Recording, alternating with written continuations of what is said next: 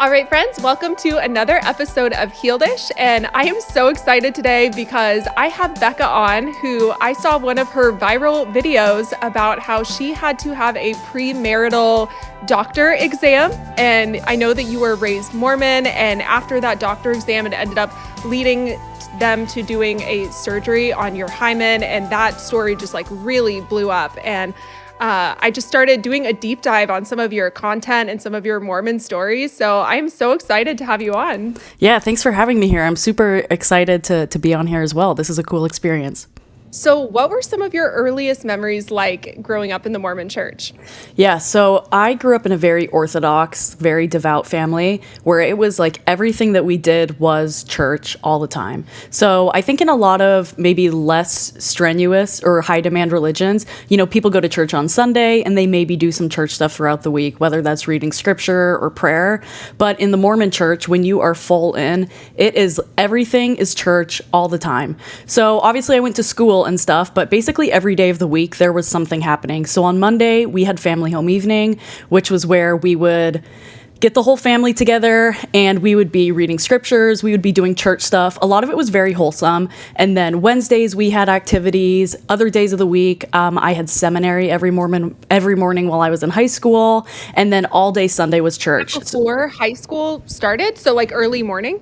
Yes. So it was every morning before school, we would go to the church building and we would have seminary. In Utah, people can actually take seminary as an in-school course. So some of them would have, third period seminary. We did not have that luxury in Washington, so I had to do it every morning. And I did other things, like I had a 0 period jazz band class, so I had to do double 0 seminary. So there were times I would be going to seminary at 6 a.m. or 5:30 a.m. in the morning. And so I was effectively waking up at 5 a.m. every day for school to do seminary before school, and then I'd go to school, and then I would often have things in the evening for church as well. So probably the earliest memories I had of church was it was just all the time.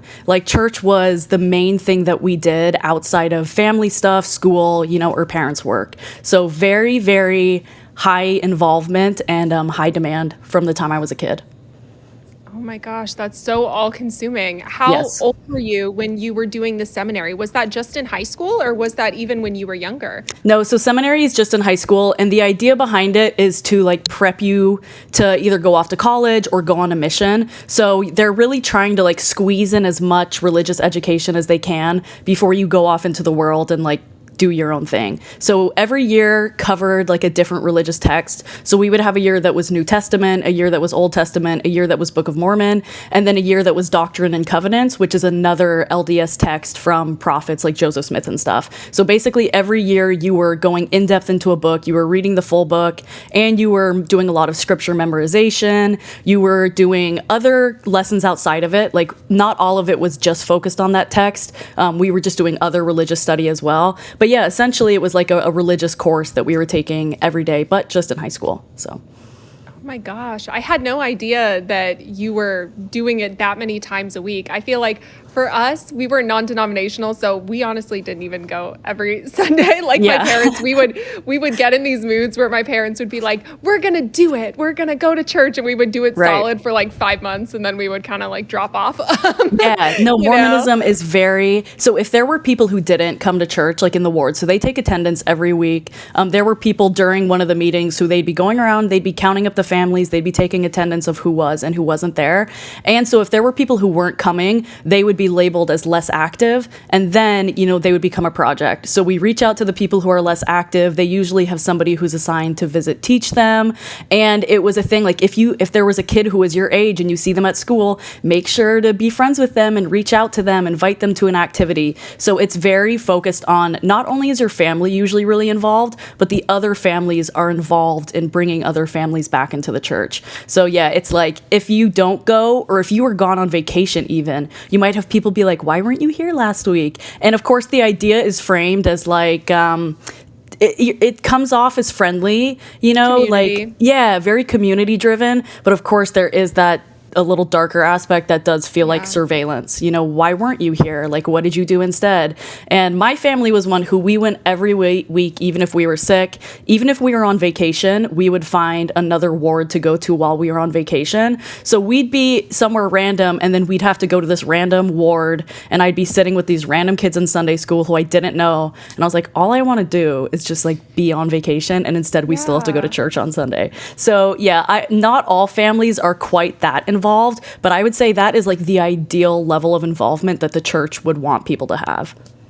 Wow, that is incredibly devout. And it makes me think about how I've seen videos on my TikTok of people saying that when you leave the church, you want to, in theory, remove your name from the list because I guess the point is that they are going to come and knock on your door and say, why have you not been in church? Yeah, so the church keeps your records until you remove them. And so even if you're born into the church, like when you're a baby, you become a child of record. So before I was baptized, before I was an adult, I was still on the records as like a child of record. So let's say my family had gone to church and I was born and we stopped going to church, they would have still reached out to us forever and they would have like tracked me my whole life as well. So there is a whole job within the church. It's called CES. It's like the church system, essentially. There's a whole job that is basically like keeping track of members and where they go. So missionaries will reach out, or if you move somewhere, they find out about it. They will sometimes reach out to family, reach out to friends to figure out where people have moved to like keep their records up to date. So when I left the church, I felt it was very important for me to remove my records. And you do have to go through a process to remove your records. You either have to write a letter to church leadership, send it in, and then get it confirmed, or people go through a service called Quit Mormon, where they have to actually get it notarized and then send it in that way. So it's not quite as simple as some churches. You just stop going and then you never hear from them. No, like the LDS church they will find you and they will hound you, and you will have people knocking on your doors or texting you. You'll have bishops showing up to your door, basically wherever you go. So yeah, very surveillance culture. Yeah, and I feel like that definitely adds to the idea of people feeling that Mormonism can be kind of culty because it just seems like very, very all-consuming. And was your family always involved? So how far back did Mormonism go in your family? Yeah, so my dad's side, they are all LDS. His whole family is Mormon, mostly active. My mom was actually a convert, so that was a little bit interesting. I personally didn't know a ton of converts growing up because Mormonism is so weird. You know, people don't convert too often unless they have, some circumstance that really draws them to the church. But the vast majority of Mormons are people who were born and raised in the church, and their family goes back maybe as far as like the pioneer days. So my dad's side had been LDS for as long as I know. Somebody joined sometime, but I always knew it as they were born and bred members who had been that way their whole life. My mom converted when she was 18. So she learned about the church when she was a little younger, but her parents wouldn't let her join until she became an adult. So basically she hit 18, she got baptized, and she joined the church. So my parents were in it fully as long as I can remember. I never heard any contention about it, any doubts. Both of them served LDS missions, and all four of my older siblings served missions as well. So we were like a very born and bred, true blue Mormon family. Wow. Oh my gosh. So there were 5 of you. Yes, 5 siblings, and all within an 8.5-year span. Yeah, I'm the youngest. Yep. Oh my gosh, that's crazy. So was she a Christian before? So she wanted to join. Okay. Yeah, she did have a background in religion, but it was more of like the lay religion, people who would go occasionally, like maybe she'd go once a year or something. But she was like educated enough in religion that she liked religion. It just she hadn't really found the right one, but once she found like the LDS church, that felt like the right one for her, which is the story of a lot of converts. And that was Joseph Smith's story, of course, at the beginning too, when he founded it, was there are so many churches, which is the true one? And that is really Mormonism's push, is like, we are the one true church. And that's why a lot of people, they find it, they agree with that, and then it becomes their whole life. Yeah. Well, can you give us a background? Don't want to put you too much on the spot, but a little bit of a background of just the Mormon Church and Joseph Smith for anybody who's not very familiar with the doctrine. So I, as some background, did not serve a mission, but I did work at the Missionary Training Center, which is in Provo, Utah. And that is where they train the majority of missionaries, especially most of the ones who go English speaking. And at the MTC, what I did was I was a fake investigator. So these missionaries would come in and they would teach me the mission lessons, and I would act as though I either had no knowledge of the church or I was interested in learning more about the church. So I basically heard the missionary lessons all day, every day as part of this job. So I'll give you like my condensed version of the founding of the church and where that led. So Joseph Smith was this farm boy, is how they explain him. They give him this like very wholesome, he was this charismatic farm boy who his family grew up religious, and he was so interested in religion. He wanted to know more about religion, and the more he learned, the more he realized how many differences there were in religions, and it was important for him to know like which is the one true church.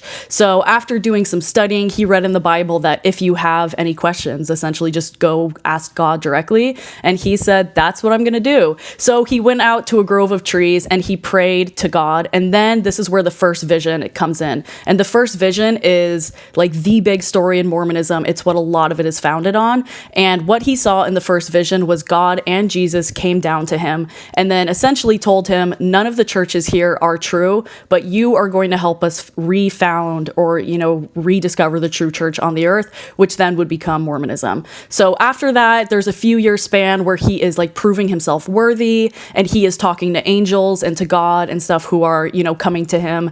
And then he is told that he has to go find the golden plates. So he is given the directions to go find the golden plates in this hill. He goes and digs up the golden plates. What are the golden plates? The golden plates are what would become the Book of Mormon. So they are, oh man, I'm trying to think of a good way to describe it, because obviously with my ex-Mormon view now, I see it as a little ridiculous, but they were these gold leaves written down from the Book of Mormon, what that would become. So imagine, I'll have to like send you a picture, but imagine like a stack of golden plates, essentially leaves, those pages bound with like these big rings. So he finds this hidden golden plates and also a few other things he finds in the mountainside in this hill.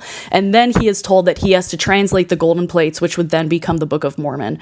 So using the help of a few other people who started to help finance him and his wife at the time as well, he does the translation of these golden plates that would then become the Book of Mormon. From there, he goes and he gets them printed and he starts to disseminate the Book of Mormon, and he starts to gain followers.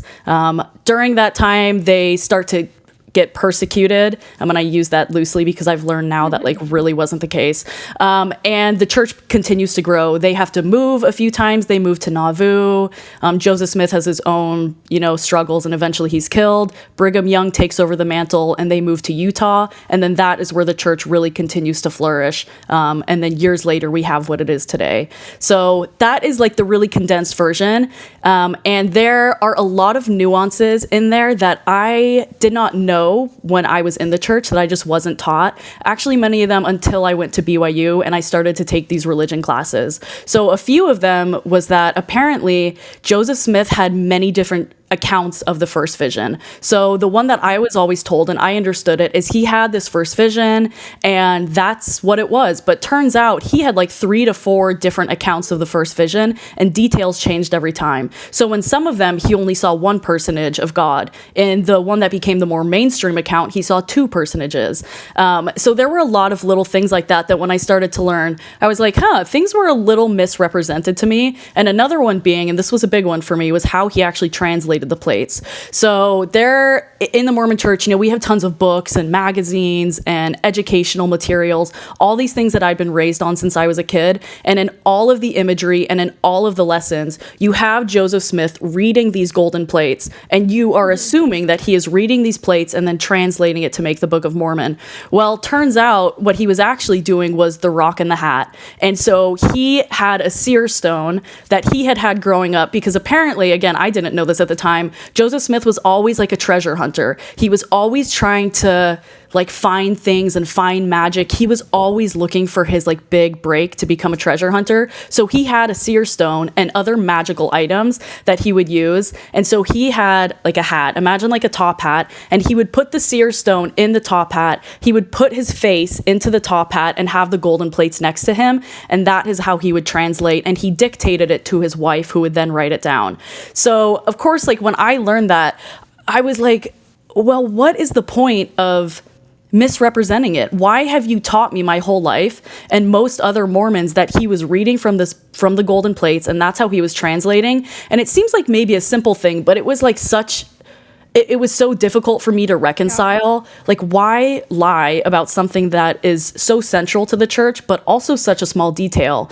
And if they're willing to misrepresent that kind of stuff, what else are they willing to lie or misrepresent about? Which, of course, I learned later is much of the history and how the church was a lot. Yeah, but so I even had friends in high school because there was like a South Park episode that came out about the church and they show the rock and the hat. And I had friends ask me, they were like, did you know that Joseph Smith translated like that? And I was like, no, he didn't. That's not true. It's all anti-Mormon lies, because that's what we were taught, was anything that is not from the church is anti-Mormon lies and like anti-Mormon materials that you aren't supposed to listen to. And again, I was never taught about the rock and the hat. It was what was never depicted, never taught in lessons. So I had people telling me these facts about the church, and my immediate reaction was to say like, no, you guys are making, like, you're persecuting the church. You're lying about the church. You're trying to deceive me. And then, imagine my surprise years later when I found out that actually was the case. And the church had just washed it to be easier to take. I don't know. Yeah. So there were a lot of things like that when I started to learn, it was basically, it was frustrating and it was difficult. And a lot of active members kind of like gaslight it sometimes. They're like, well, that's not really a big deal. And it doesn't really matter how he translated it. And you're like, but actually it does. It does to me. It matters that the church that I have given my entire life to and that I fully believe in is teaching me accurate things. But I'm realizing that the things I was taught from I was a kid, as early as I can remember, turns out that a lot of those things were misrepresented or inaccurate. And I had a big issue with that. So, yeah. Absolutely. And I have a question about the plates. So Yes. You said he was translating it into the Book of Mormon. So what was he looking at? Like, what was he translating? Was it a different language, or like what even was on it? Yeah. So I should give that background too. So the Book of Mormon, I know there's like so many things. Yeah. So the Book of Mormon, what it really is, and this is like the church thing. The Book of Mormon is another testament of Jesus Christ, and it is about the experience of people in the North Americas. So the Bible, Old and New Testament is of people in Jerusalem and in the Middle East and in Asia and in those areas. The Book of Mormon is about the people in the Americas. So it's another testament, and part of it is Jesus comes to the people in the Americas after he is dead and in those 3 days before he's risen. So that is kind of a big part of the Book of Mormon, is when Jesus comes and speaks to these people, while he is in that 3-day period. So they tie in a lot from the Bible, and that's why people call it like Bible fanfic, is because they're tying a lot of these things over and just creating this additional story. So the idea is that it is about the history and the wars and the culture of people who lived here in the Americas. And it used to say in the Book of Mormon, in the preface, it used to say like, these are the ancestors of the American Indians. These are the ancestors of Native Americans. And then, of course, DNA evidence continues to get better and better and comes out. No, actually, there's no DNA linking, because the thing is, the Book of Mormon was initially about people who were over in Jerusalem and sailed over to the Americas. So the whole premise of it is that it is about these families and these people who started over there more in the Holy Land, made their way to the Americas, and then were the ancestors of Native Americans here. So at the time, I'm sure when Joseph was writing this, he was like, this is like a really good idea. People are totally going to eat this up. And now with DNA and with a lot of other anachronisms and things in the Book of Mormon, it becomes more and more clear that it's not based in fact. But of course, a lot of active members, they see it now as more metaphorical, or we just don't have the full data to support it. God really knows the history, and we just have to have faith and trust what the Book of Mormon says. So the more things that come out, like, for instance, there were horses in the Book of Mormon and steel and some of these things that just did not exist in the Americas at that time, that very clearly prove, well, no, like there weren't horses. How can you have this whole book that's supposed to be based on fact and what the Americas is, when turns out there's all of these things that did not exist? And of course, Joseph Smith would not have known that they didn't exist at that time. But now in the 2000s, as we have more, knowledge about history and all that kind of stuff, we know isn't true. So again, more things that I started to learn that, of course, as a member, I would have had no reason to assume or look into. But as I was leaving the church and was learning more about the history and these kind of things, I realized, wow, there's a lot of things that don't make sense or just were, again, misrepresented or inaccurate. Yeah, and I'm sure it goes back to, and this is for any religion or anybody who's gone through deconstruction. Often what you hear is, well, you just need to have faith. That's what that's the whole point of faith, and that's a very convenient way to shut down any logical thinking, especially when, you're coming from a place of, okay, but these things can be fact checked. Like we absolutely know that that's not true, but they've done a really good job at pre-warning you that everything is persecution and that you can't trust any outside sources.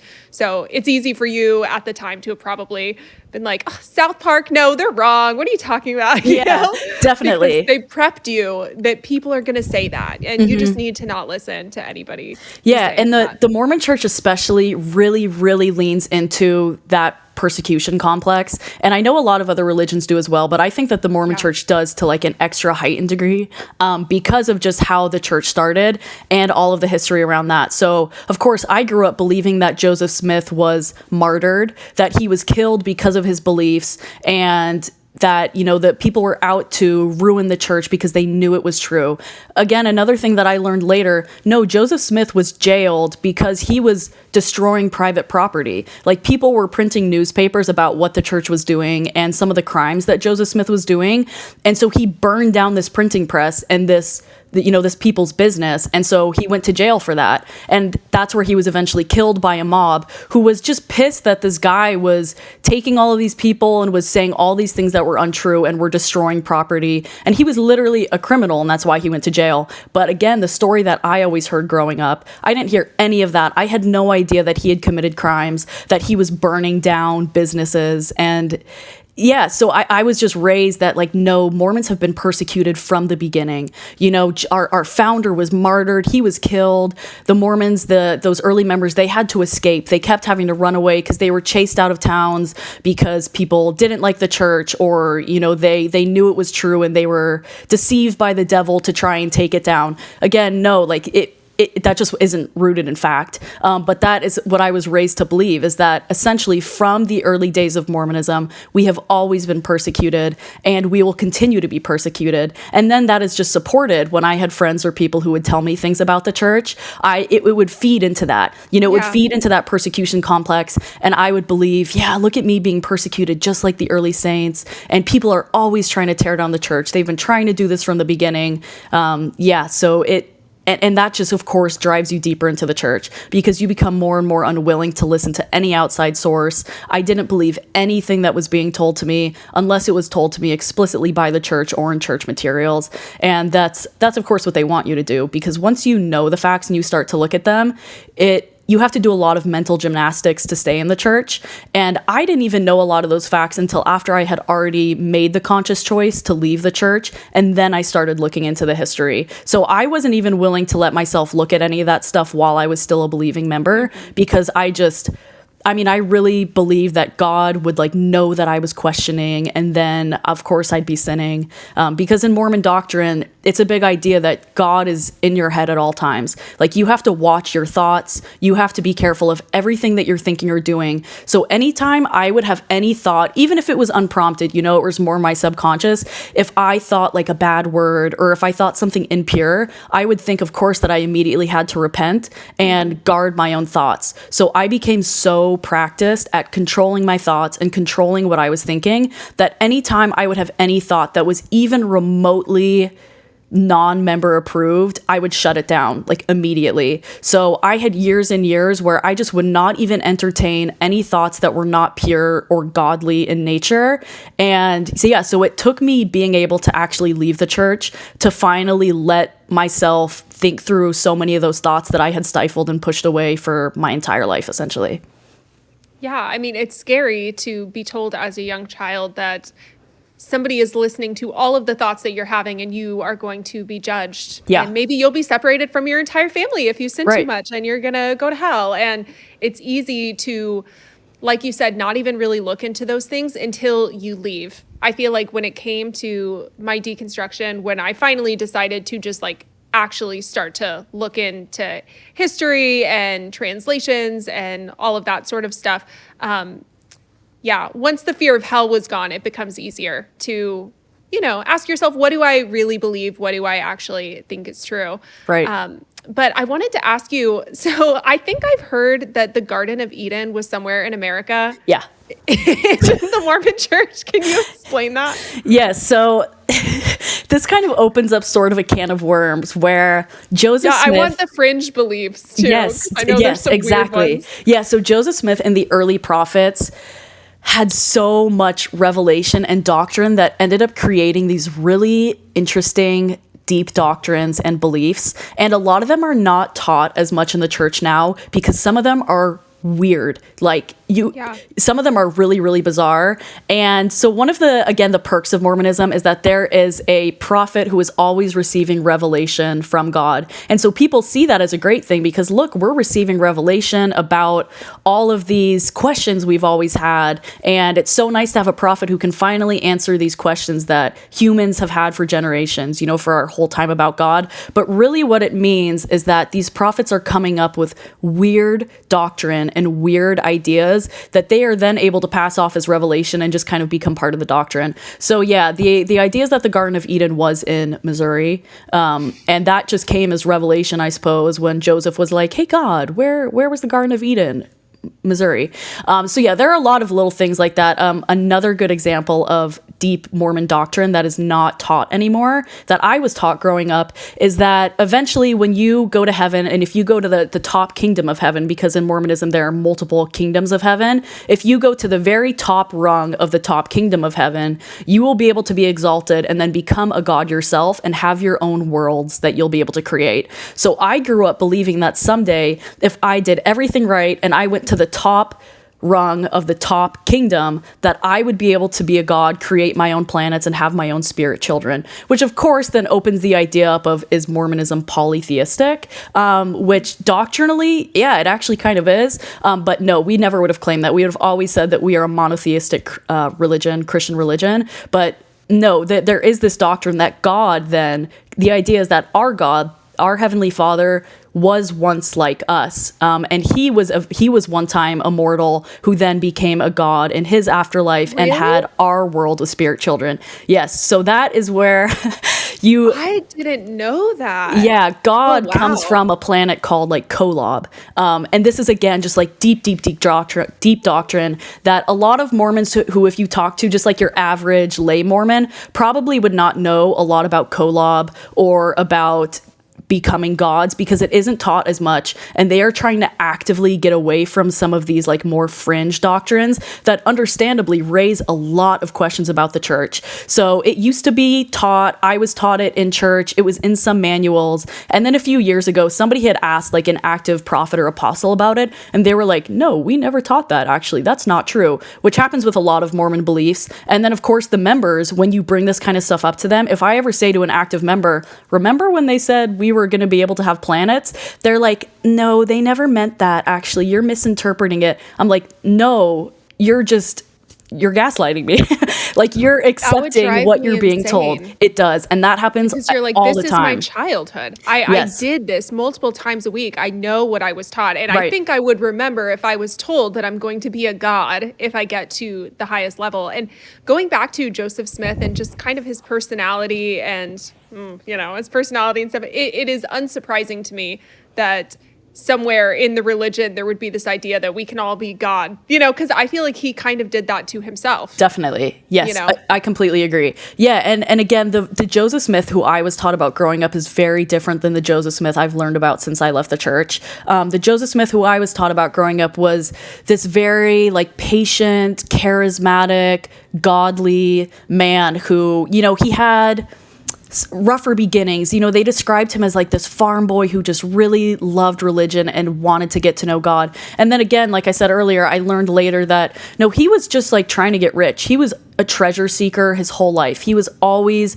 trying to find treasure and find ways to become wealthy. And he was literally just a grifter. And he managed to come up with this idea that hooked in so many people who had the same concerns that he did. And again, people, like I was saying earlier, people who convert who still had the same questions that he said he did, which is, how do I know which is the true church? Well, luckily, I've got the answer for you. I've got just the thing.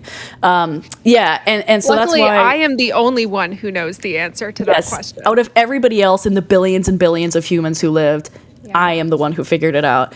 Yeah. So, there are some biblical things that kind of support the idea of becoming like a god. There are scriptures that say essentially like God was like us, or you can be exalted and become like God. So they've just really extrapolated that out to mean we will become God, and we will become gods. But again, all that to say, they don't teach it anymore. So sorry to any new Mormons, you guys won't get planets. I still will though, because by the time I left, I was still taught that. So yeah, lots of deep doctrines like that again just aren't taught anymore. And some of them I think make the church very fun and unique, and it made it feel so different from other religions. Whereas now the church is kind of rebranding to be very, very mainstream. Like another example is we were never allowed to wear crosses. Like a friend gave me a cross necklace one time, and my parents were like, you are not allowed to do that. Like, we had no association with crosses,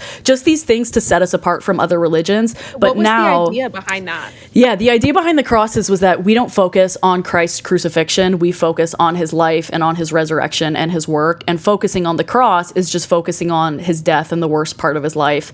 And if we were going to focus on anything around his death, it would be the atonement in the grove as opposed to the crucifixion act itself. So that was the idea behind not having crosses. But now, again, the church is sort of rebranding to be more focused on Jesus Christ, be a little more mainstream Christian. And now I see active members wearing crosses and having a lot more of that like general Christian paraphernalia and stuff than they ever used to. And that's another thing. I've seen people online like wearing crosses, and ex-Mormons will be like, you're allowed to wear crosses, we never were. And the members will say, nope, it's always been a personal choice. Like, you've always been allowed to wear a cross if you want. And no, like, I was very explicitly told by other members, by my parents, by leaders, we do not mess with crosses. Like, we have no focus on crosses. So yeah, just another example of things that have slowly been getting phased out of the church to make it a little more palatable and a little more mainstream, instead of being, we always described ourselves as a peculiar people. Like, that is a phrase that was used about early Mormons, is that LDS people are a peculiar people. And that was something like I used to wear as kind of like a badge of honor. Like in high school, I was like, we're a peculiar people. And that is just part of our church. We have all of these deeper doctrine. We have these ideas that have been revealed to us from God. And then, yeah, now to see the state of the church where a lot of those things have kind of been scrubbed and they're getting rid of it. In some ways, it's like almost a little disappointing to me, because I'm like, man, stick to your guns. This is, your whole religion was about being different and about all of these interesting revelations and cool things that your prophets have known. And now you just want to be like every other Christian religion because, of course, the Mormon church is getting so huge on social media, it's so huge on TV, that the more people learn about it and the more people learn about the history of it, they realize how strange it is. And then the church loses members. And now, in my mind, they are trying to rebrand to just be more mainstream. So, kind of sad. Yeah. Did you feel like, did you label yourself a Christian at the time? And what did you think of other Christians who did not buy into Mormon doctrine? Did you think that they were saved? So, I did label myself a Christian. As far as I grew up, we always called ourselves Christians because from the Mormon perspective, we do still believe in Jesus Christ as our savior and as divinity. So in my mind and from my perspective of Mormonism, that is the most important part of Christianity, is Jesus Christ, and that he was our savior, he atoned for us, and that in order to be saved, you have to follow Jesus. So from like the bare bones ideas of Christianity, I was like, yeah, we are Christian. We don't believe in the Trinity. So there were some things that were separate from more mainstream Christianity or other religions. But I was always aware that other Christians did not see Mormons as Christian and did not associate Mormons with Christianity. So that one was like, I always felt like I was kind of fighting an uphill battle, because I would have friends say that they were Christian. I'm like, I'm Christian too. And they're like, you can't sit with us, kind of thing. Like, they did not see Mormons as Christian. That is so real.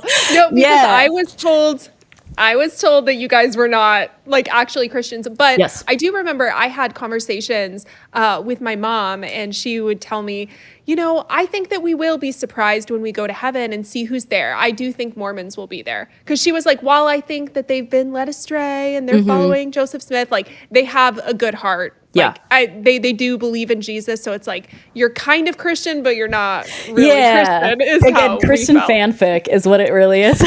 But in the ideas of everybody else being saved, so this is another aspect of Mormonism that people really like and that draws people in. And it is the idea that anybody in the afterlife, in the spirit world is what it's called, will have the opportunity to accept Jesus Christ and Mormonism, and then you will be able to go. So that is where temples come into play mostly. Is in temples, from the time you're 12 years old, you start doing ordinances for the dead. So you are doing baptisms for the dead, which is essentially you have these names of people who have died, and then you go and you do these ordinances by proxy for them. So from the time I was 12, I was going to the temple and I was being baptized for people who were dead. And you would do as many as like 10 names in a row. So they would read off the baptismal prayer, they would say the name, dunk, back up. Do it again for another person, dunk, back up. And you just go through, every kid in the ward goes, so you have your turn in the font, then you go, you shower, and you go sit back in the pews while everybody else goes through the list.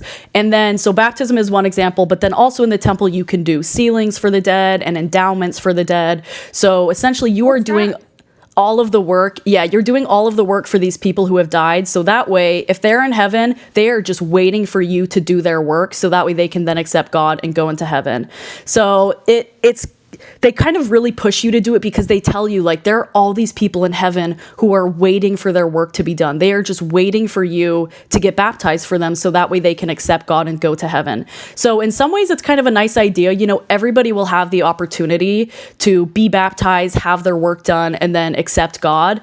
But I am, of course, now aware that like people see it as very strange. I would have people accuse us of being like necromancers and stuff, or like doing stuff with dead bodies and dead people, which of course now outside of it, I understand like how bizarre it is. But at the time it's framed as like very, very selfless. You are helping these people who didn't have the opportunity to learn about Mormonism while they were on earth. And now they have the chance to accept it once they're in heaven. And they've just been waiting there for generations for somebody to do their genealogy, find their name, and then get baptized. So yeah. And then, like I said, the other ordinances as well, if you want me to talk about that.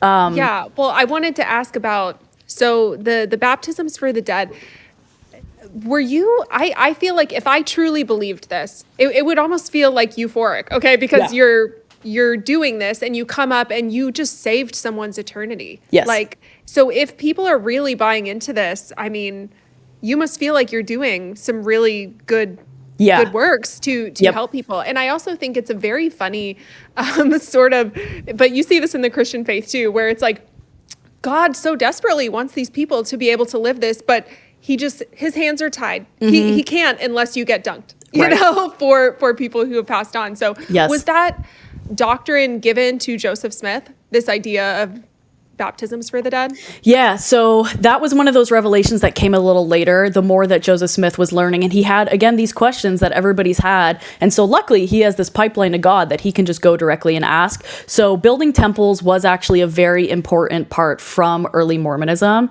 And they did start to do these ordinances, but also because to be able to go to heaven and the top level of heaven, you have to be sealed in the temple as well. So I'll talk briefly about the plan of salvation, which is how to explain? The plan of salvation is like the LDS version of all of it, of heaven, of hell, everything encompassed. So basically, before we came to earth, we were in the premortal existence, all of us. Every soul was there in the premortal existence when God and Satan and Jesus were there. And they were trying to find which plan.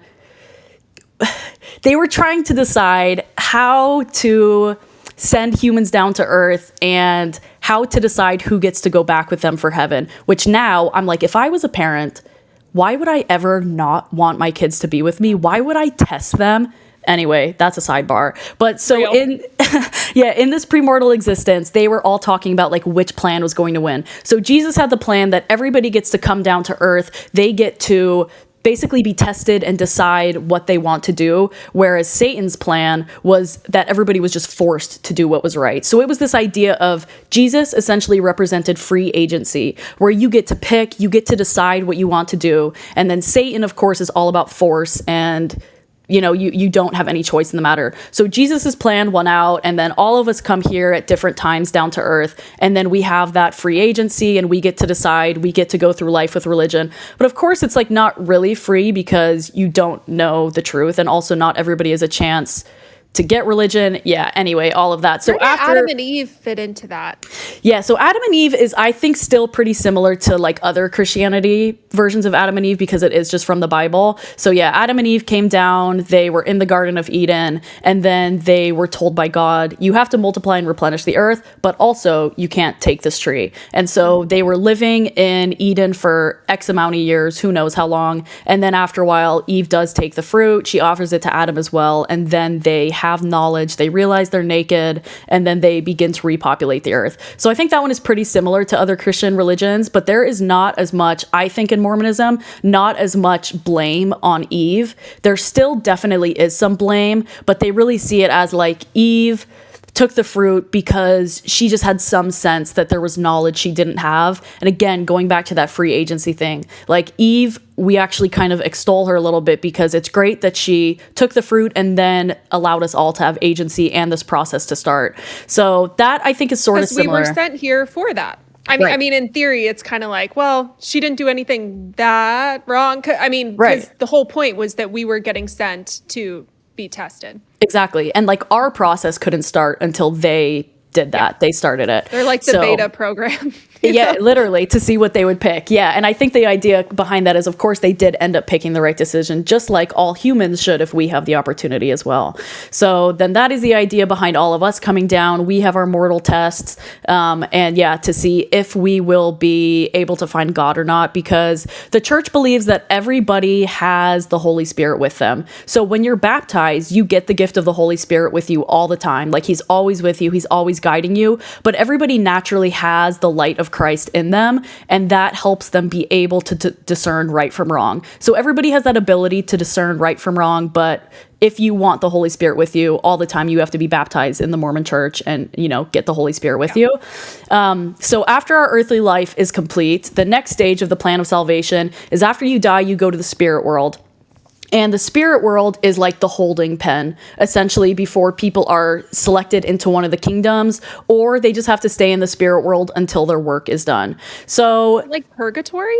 It's kind of like purgatory, but without the like pain of purgatory, as I was always taught it. Like the spirit world is just this place where everybody's just kind of chilling and hanging out. And they're also taught, that there will be missionaries in the spirit world as well. So there will be Mormon missionaries who are teaching the people there. So that way, when they have their work done, when they have their baptism done by proxy, they will already know the gospel and be willing to accept. Because in the spirit world, you can still decide that you don't want to go with Mormonism's version of God and then be sorted from there. And of course, the idea is, well, if you're dead and you already are being told, like, obviously this is the true church, why would you ever say no? So again, another thing that's like, well, look, everybody's going to have the chance to accept the gospel and they'd be foolish not to accept. So yeah, so the spirit world kind of like, it reminds me of universalism, which is what some Christians believe in, is the idea that everybody's going to get the chance to accept God. And when we're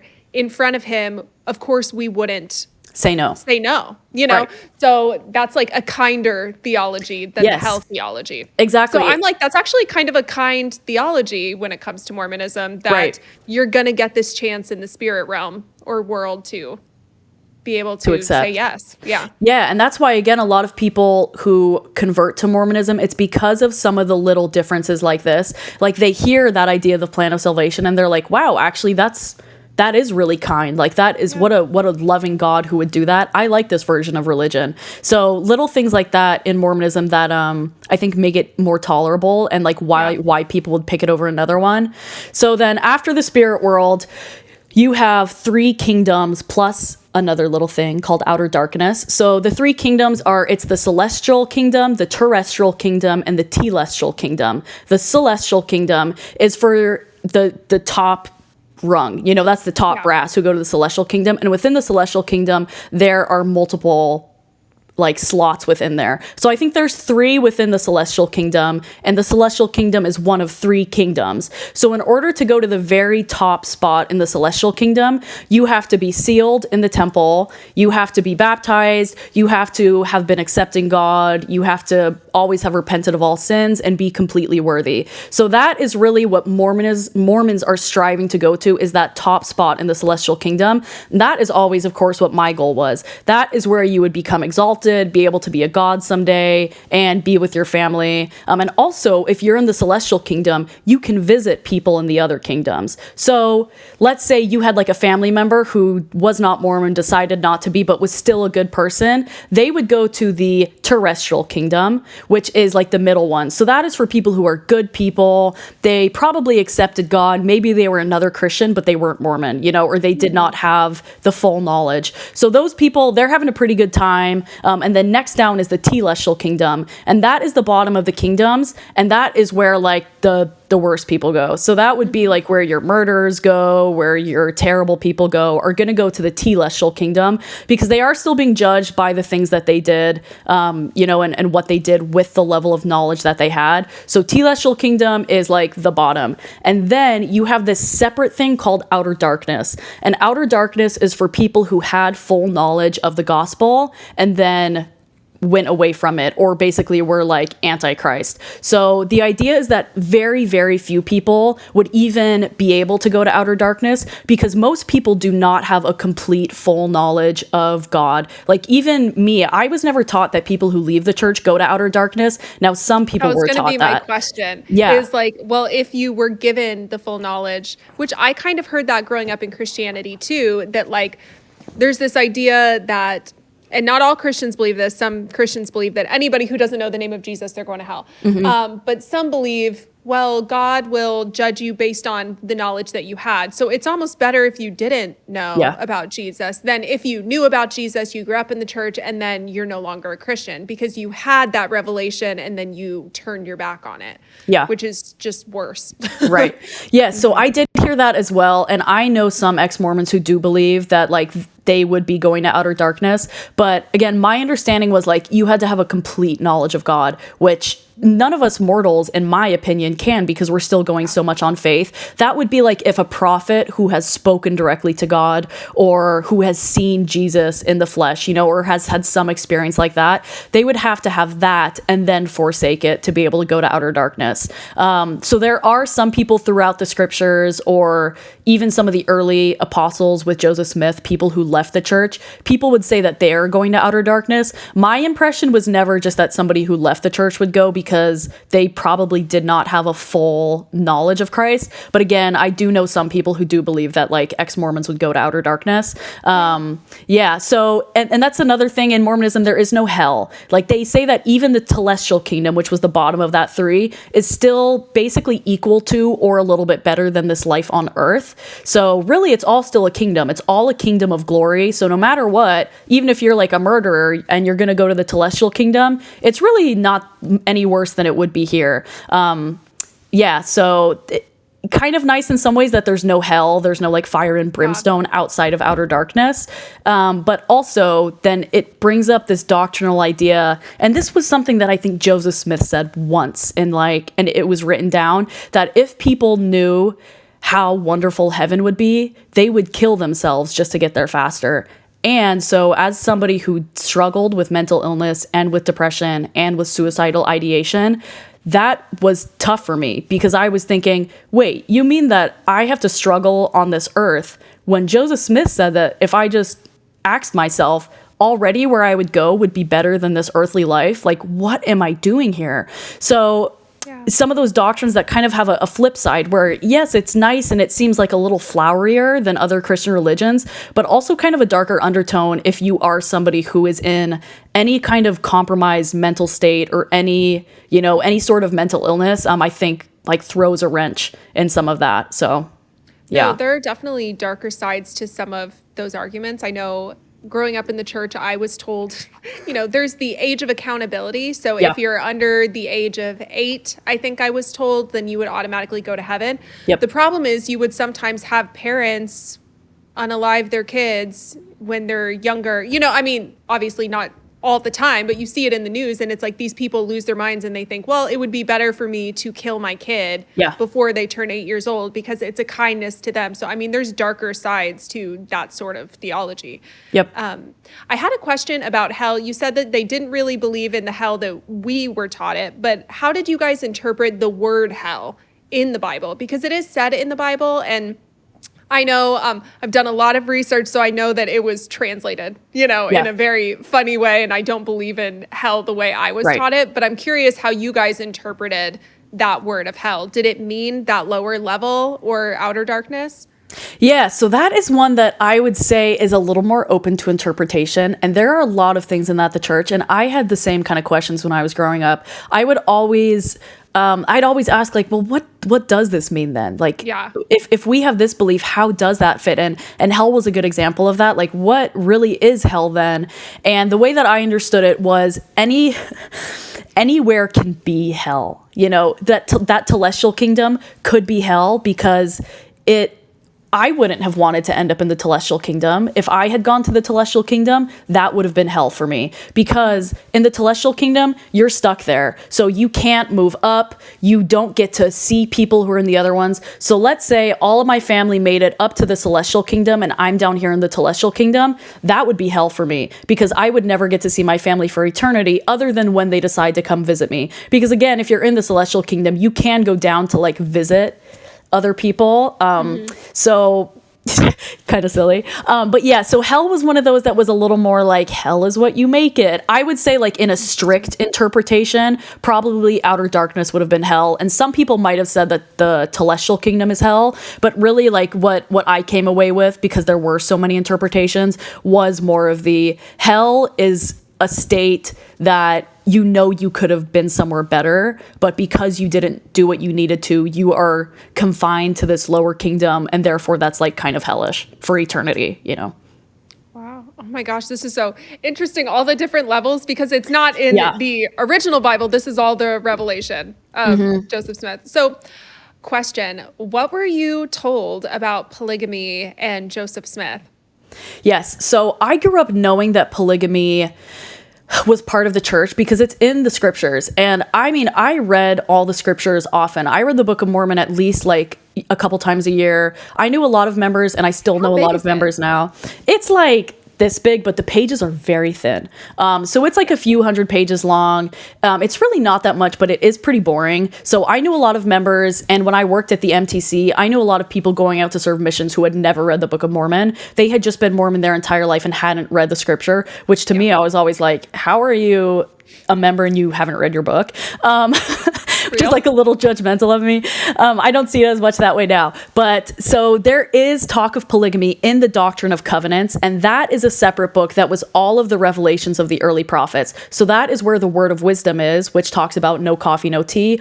That's where that comes from, is the Doctrine and Covenants. Same with a lot of these other revelations. So in the Doctrine and Covenants, it does talk about when Joseph was commanded to bring polygamy down to the earth. So I was familiar with it, but the way that it was always taught to me was polygamy is an eternal kind of state or commandment that had to be established back on the earth for one reason or another. So in this case, it was mainly to kind of repopulate the church. Also, it was protection for these women whose husbands were going out on missions, and they needed to have like a man to help provide for them and their family. So there were a lot of reasons why like polygamy was brought to the earth at that time. And my understanding was always polygamy could come back. Like, that is something that God could reinstate on the earth, because he did bring it back at one point for Joseph in that era, and then they took it away, but it could come back. Of course, again, that's one of those things I learned now. The only reason they took it away was because it became illegal, and that's like one of the reasons they went to Utah, was so they could continue to be polygamous.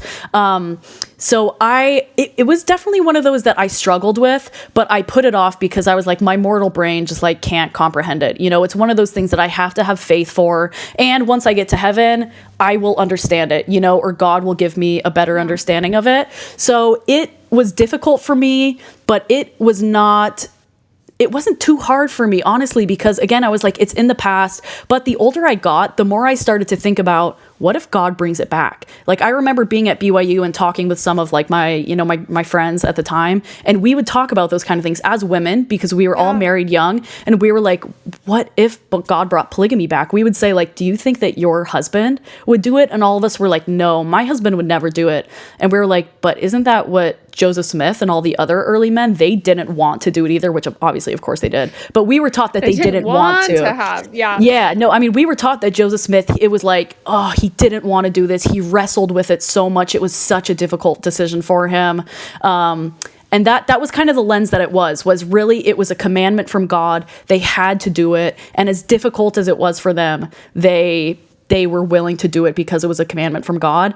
And that was kind of that's how I sort of accepted it, was I would be willing to do what God commanded me. And truthfully, I think when I was at my most religious, if the church had reinstated polygamy, I would have been like, yeah, well, I guess that's what God commands, so I've got to go with it. And then it's one of those things, the more I learned about polygamy, of course, I realized how much it had been misrepresented to me. I realized that Joseph had already been sealed to other women before he even told his wife Emma. Emma was not even the first woman that he was sealed to in the temple. He had affairs that she found out about. I mean, of course, it's terrible stuff, and I actually feel so bad for those like early women in the church. And he would send men out on missions and then marry their wives. So it was like so skeevy. I mean, again, what a grifter and a con man he was. And then Brigham Young was even worse. Like, he was even worse with the polygamy.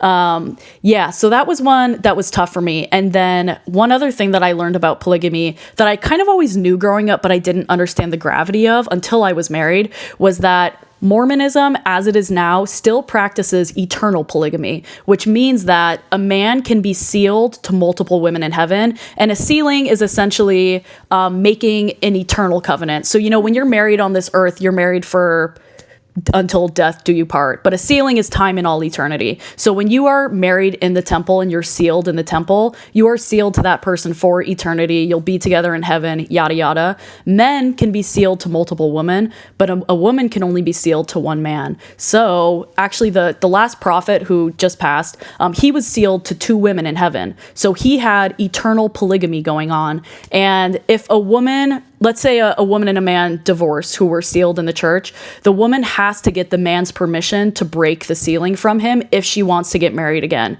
So men can be married, can be sealed to multiple women in this earthly life, whether that is somebody who has passed, or sometimes men who are abusive and still members will hold that over their exes, that like, you're still sealed to me in eternity. And that, I have to imagine, as a woman in that situation, is probably like so horrific. I mean, imagine, that's probably got to be just terrible. Mm-hmm. Yeah. So that is, again, just kind of like another layer to that polygamy aspect, but also control that, members will tell you like, no, we don't practice polygamy. That has nothing to do with us now. And I used to say that as well. Mm-hmm. But it turns out like they do still practice polygamy, just in the eternal sense. So. Wow.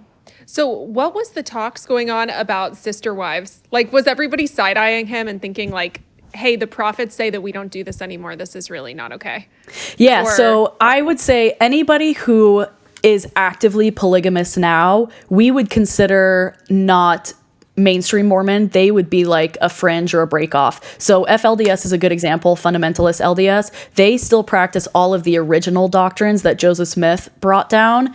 And because they believe that's the most true. Joseph Smith was the original prophet who refounded the church and got all this revelation. Therefore, we need to follow his teachings, which actually, now that I've left the church, I'm like, you know what? You guys are like kind of more into it than a lot of active Mormons.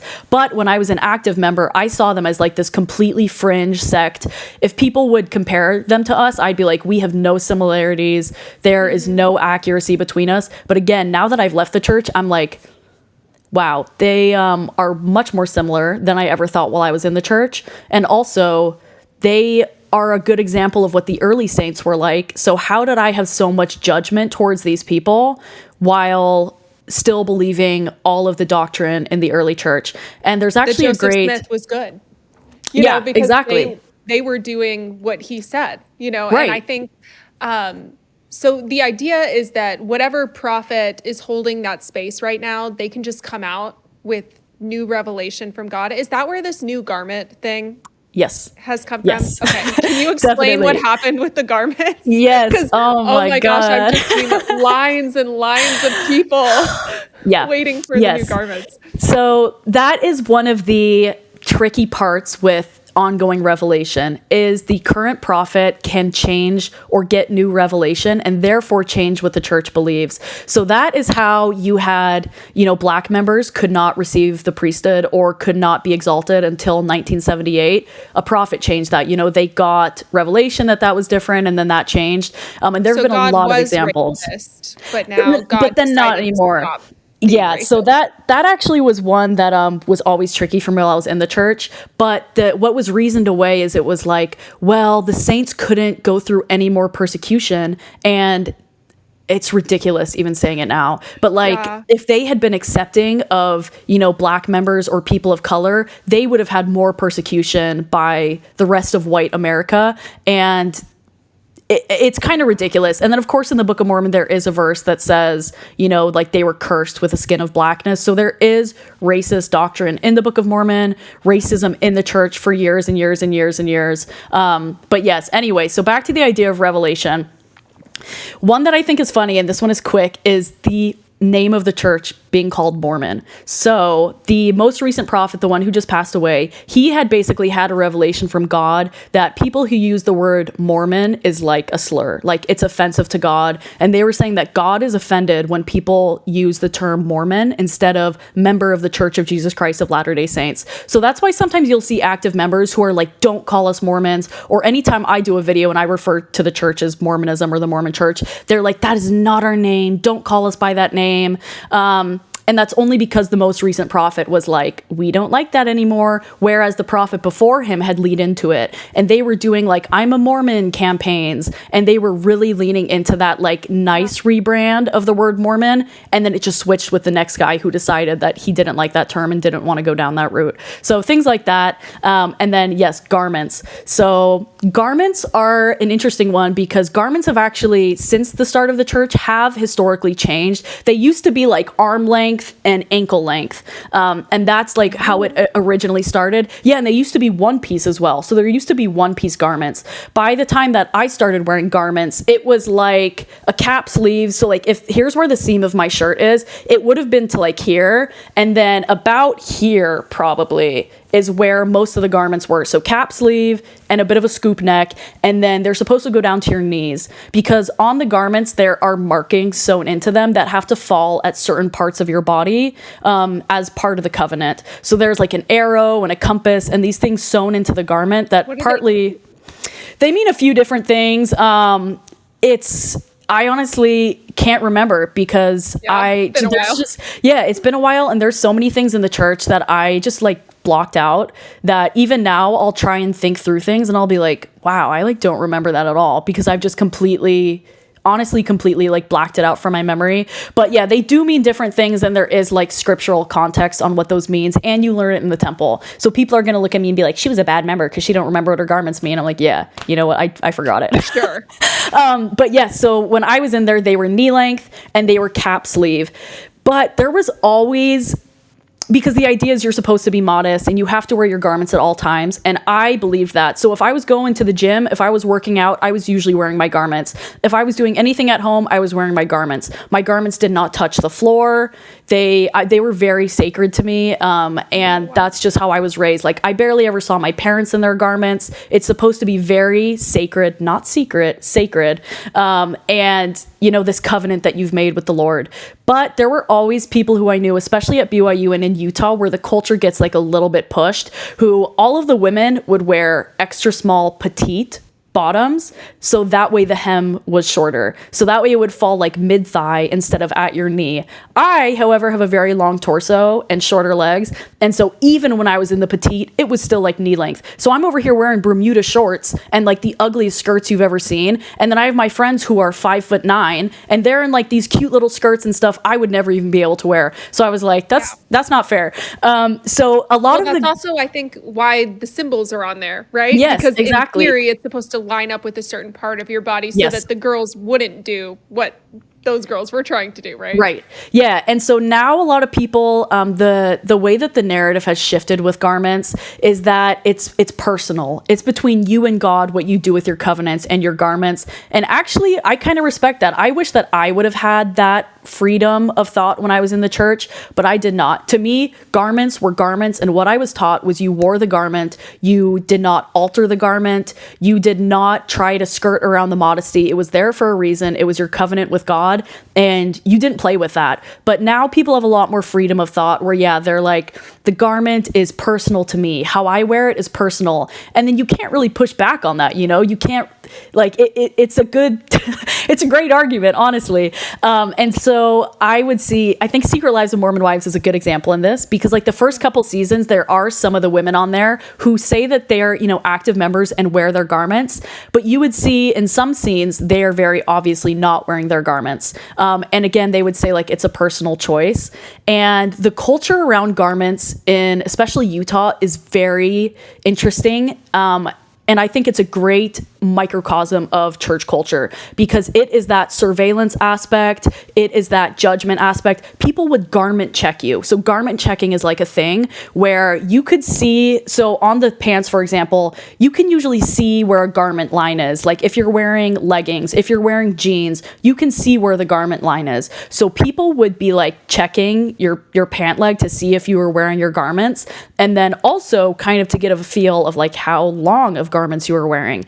Or people, when they would hug you, they would literally like feel your arm to feel that you were wearing garments. And a lot of members will say like, no, that's just people who are extra judgmental, or like the church doesn't push that. But no, like it truly, truly did. Like wearing garments was one of those things that again is supposed to be so sacred and personal, but also it is like the epitome of having your covenants with Christ, is that you are wearing the garments and you are wearing them correctly. So if I wasn't wearing garments, or like, let's say you could see a little bit of my garment, I would have people tell me like, your covenants are showing. And then you have to like hide that. So I think the culture has shifted a lot more with garments now. And again, a great example is that they did change the shape of the garment, which was huge and has also been difficult for a lot of active members and ex-members, because I was told my whole life that modesty is so important. Like there are talks in conference where prophets have basically said, like, women, your modesty is extremely important. That is your virtue, and it affects the men around you. So we were taught that if women had their shoulders bare, there's literally a talk from a prophet saying, or an apostle saying, if your shoulders are bare, you are becoming pornography for men in person. I've stitched that clip before. Yeah. Oh, it's so outrageous. So disgusting and outrageous, but that is really what I was taught. And modesty was so strict and so extreme. And so of course, like when I got married, you know, I had to have a sleeved dress and all these kind of things. And now you have women who are wearing tank tops and stuff. And I remember the first time I left the church and I bought my first tank top.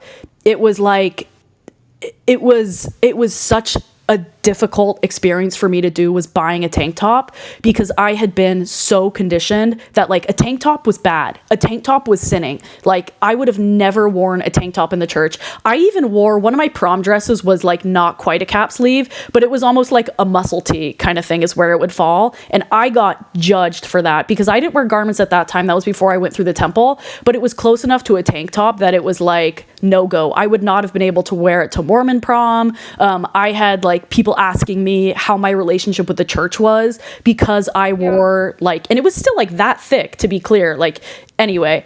But yes, so this change of the garments, I think some women have really embraced it and accepted it because they're like, look, God is listening to us. And it just shows that the church is willing to change and listen to women.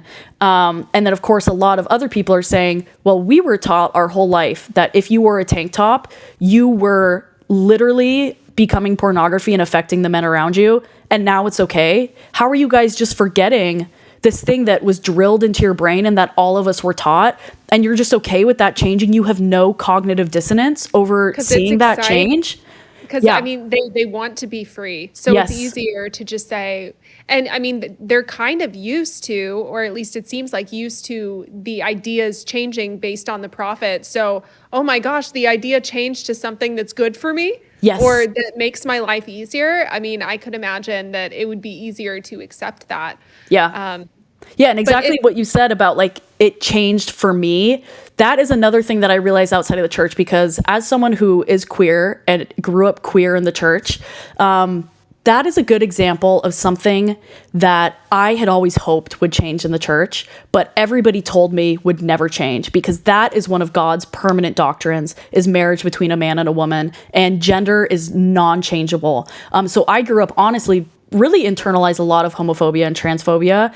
And that was an example of a doctrine that if that changed, people would be rioting. A lot of members would be happy, to be clear. A lot of members are more progressive, especially on like the LGBTQ front.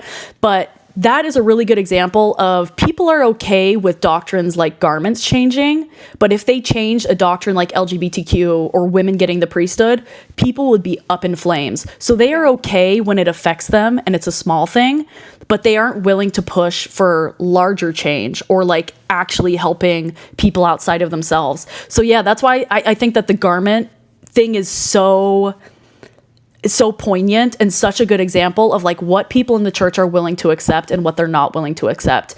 And I also think from a woman's perspective, I wore garments because it was my covenant and because they were sacred to me and they represented my connection with God. But I can't say that I liked wearing them. Like, they were so uncomfortable. Women get yeast infections all the time from them. It's terrible when you're on your period. Like, they are so uncomfortable. Wear underwear underneath it? No, so you wear the garment and that is your underwear. However, I used to be told you could not, like, you even had to wear your bra over top. Like, you did not wear anything under the garment. The garment was what touched your skin. That's another thing that kind of changed. When I started to wear garments, I was told you could wear your bra underneath. And then I was told that you could wear like other underwear on your period. So again, just examples of like the goalpost moving. You suck it up. Like, dude, it was terrible. And so that is another thing. Like, there have been women in the church who have been pushing for years and years for changes to the garment to make them for women's bodies, whether that is to help get rid of the yeast infections, to make materials that are more comfortable against our skin. But the only change that they're actually willing to do is cut an inch off the shoulder. So to me, that was just another example of they're not really listening to women, because what many women have been saying is, please make the garments healthy for us. Like, make them so that way, like, it is better for our bodies and our genitalia and periods and stuff. And all they're willing to do is cut the sleeve a little bit.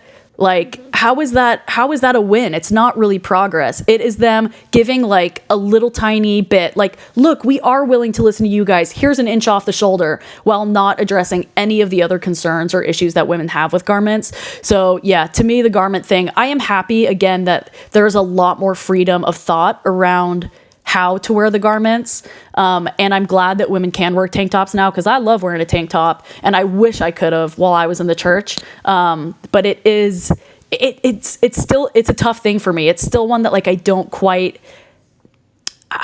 still like haven't quite decided how I feel about it, you know, just because of, no, it's a tough one. Definitely valid. And I think that what's interesting about this idea that the prophets can have new revelation is, I mean, I assume that you guys believed that God was outside of time, right? Yeah, so if he's omniscient, outside omnipotent. of time, how do we justify that God is changing his mind so often? Yeah, well, I think a good example of that is even how different God was between like the Old Testament and the New Testament. So Old Testament God is this extremely vengeful, like involved, angry, destructive God at times, whereas in the New Testament, it's much more of that Jesus Christ God who is love and kindness. And I think Mormonism leans more to the love and kindness God as well, but there is still the understanding that God is different based on what's going on in humanity. And the idea really is humanity is what drives what's happening. You know, the church is imperfect, God is perfect, but the church and its people aren't. So if there are things that are happening that maybe are coming from the church that we wouldn't agree with now, it's because the people are imperfect. It's not God who is imperfect, and God is not the problem. It's people have either misinterpreted what he was saying or have portrayed him a certain way. I think the Mormon idea is that God is the same. He's always been the same God. He is the same again yesterday and today and forever. But humanity is imperfect and people are imperfect. And from there, that's also why some people reason away the doctrine of, you know, black members in the priesthood or black members in exaltation. They would say it's usually because the people aren't perfect. And maybe that prophet was a little misled, or they were just going with the previous prophet said and weren't getting direct revelation from God. Yeah, which to me opens up a lot of can of worms. And that's one of the reasons that I started to step away from the church, was not even because of the doctrine, not because of the history, because again, I didn't know a lot of the true history at this point, but it was really looking at the fruits of the church. You know, there's the scripture that by their fruits ye shall know them, and a good tree will bring forth good fruit and a bad tree will bring forth bad fruit. So I hit this point where I was kind of just trying to evaluate what fruits the church was bringing. And I was realizing that on an individual level, many of those fruits are good. You know, people have great experiences with the church. There are so many members like me who love the church and have a lot of great experiences with it. But as a whole, I was looking at these things that the church has done from its inception. And I was like, from a large scale, on average, the things that the church have done are terrible. You know, the church, when they moved out to Utah, they massacred Native Americans. Of course, you have so many issues with minorities, both black people and people of color, LGBTQ people and women. And a lot of people will just say, that's because the church isn't, you know, the people in the church are imperfect. The people are the imperfect ones, but God and the church are still correct. And I was like, that's actually not good enough for me anymore. Because if the point is that we have direct revelation with God, and you're saying that this is the one true church that I have to follow, why then are we okay with it doing so many bad things? Like, I would expect the most correct church on earth to be doing, at bare minimum, better than every other church is doing. And turns out that, of course, the Mormon church has billions and billions of dollars. Their charitable work, so rich. Their charitable work is extremely low in comparison. And most of the charitable work that is done is by individual members, not by the church as a whole. So when people see the good things that the church is doing, from my opinion, it's all the members. Like, I still have a lot of love for active members. I have no animosity towards active members, both because obviously I was one, but also because I think they are the best part about the church. And that's why it's honestly so painful for me to hear people say, like, the reason that the church isn't perfect is because of the people, not because of the church or because of God. Whereas as an ex-member now, I'm like, actually, the people are the best part of the church. Like, you are shifting all of the blame of the church corporation and these leaders of the church onto individual members being imperfect, when in reality, I think that they're the ones who are doing the most important work on the ground level. Like, if I ever felt love or cared for by the church, it was by individual members. It was not the LDS church that made me feel that way. And so that is one that is like still kind of tricky for me, is, yeah, people will say, oh, it's just church culture or it's imperfect people, instead of letting the blame go where the blame should actually go, which is the church, which has historically, again, since its inception, done so many terrible things that it has never apologized for, has never taken accountability for, and also has never done any concrete things to change or to make up for. So yeah, that was the kind of stuff that made me realize, like, I need to reevaluate how I am contributing to this organization of the church, both financially, because I was giving tithing, and also the amount of time that I was putting into the church. I just realized that I couldn't like support it that way anymore. So I started to take a step back, but I still believed in the Book of Mormon. I still believed in the church doctrine. I just realized that the church itself, like the LDS church, has done too many bad things and continued to do too many bad things that I just like wasn't okay with.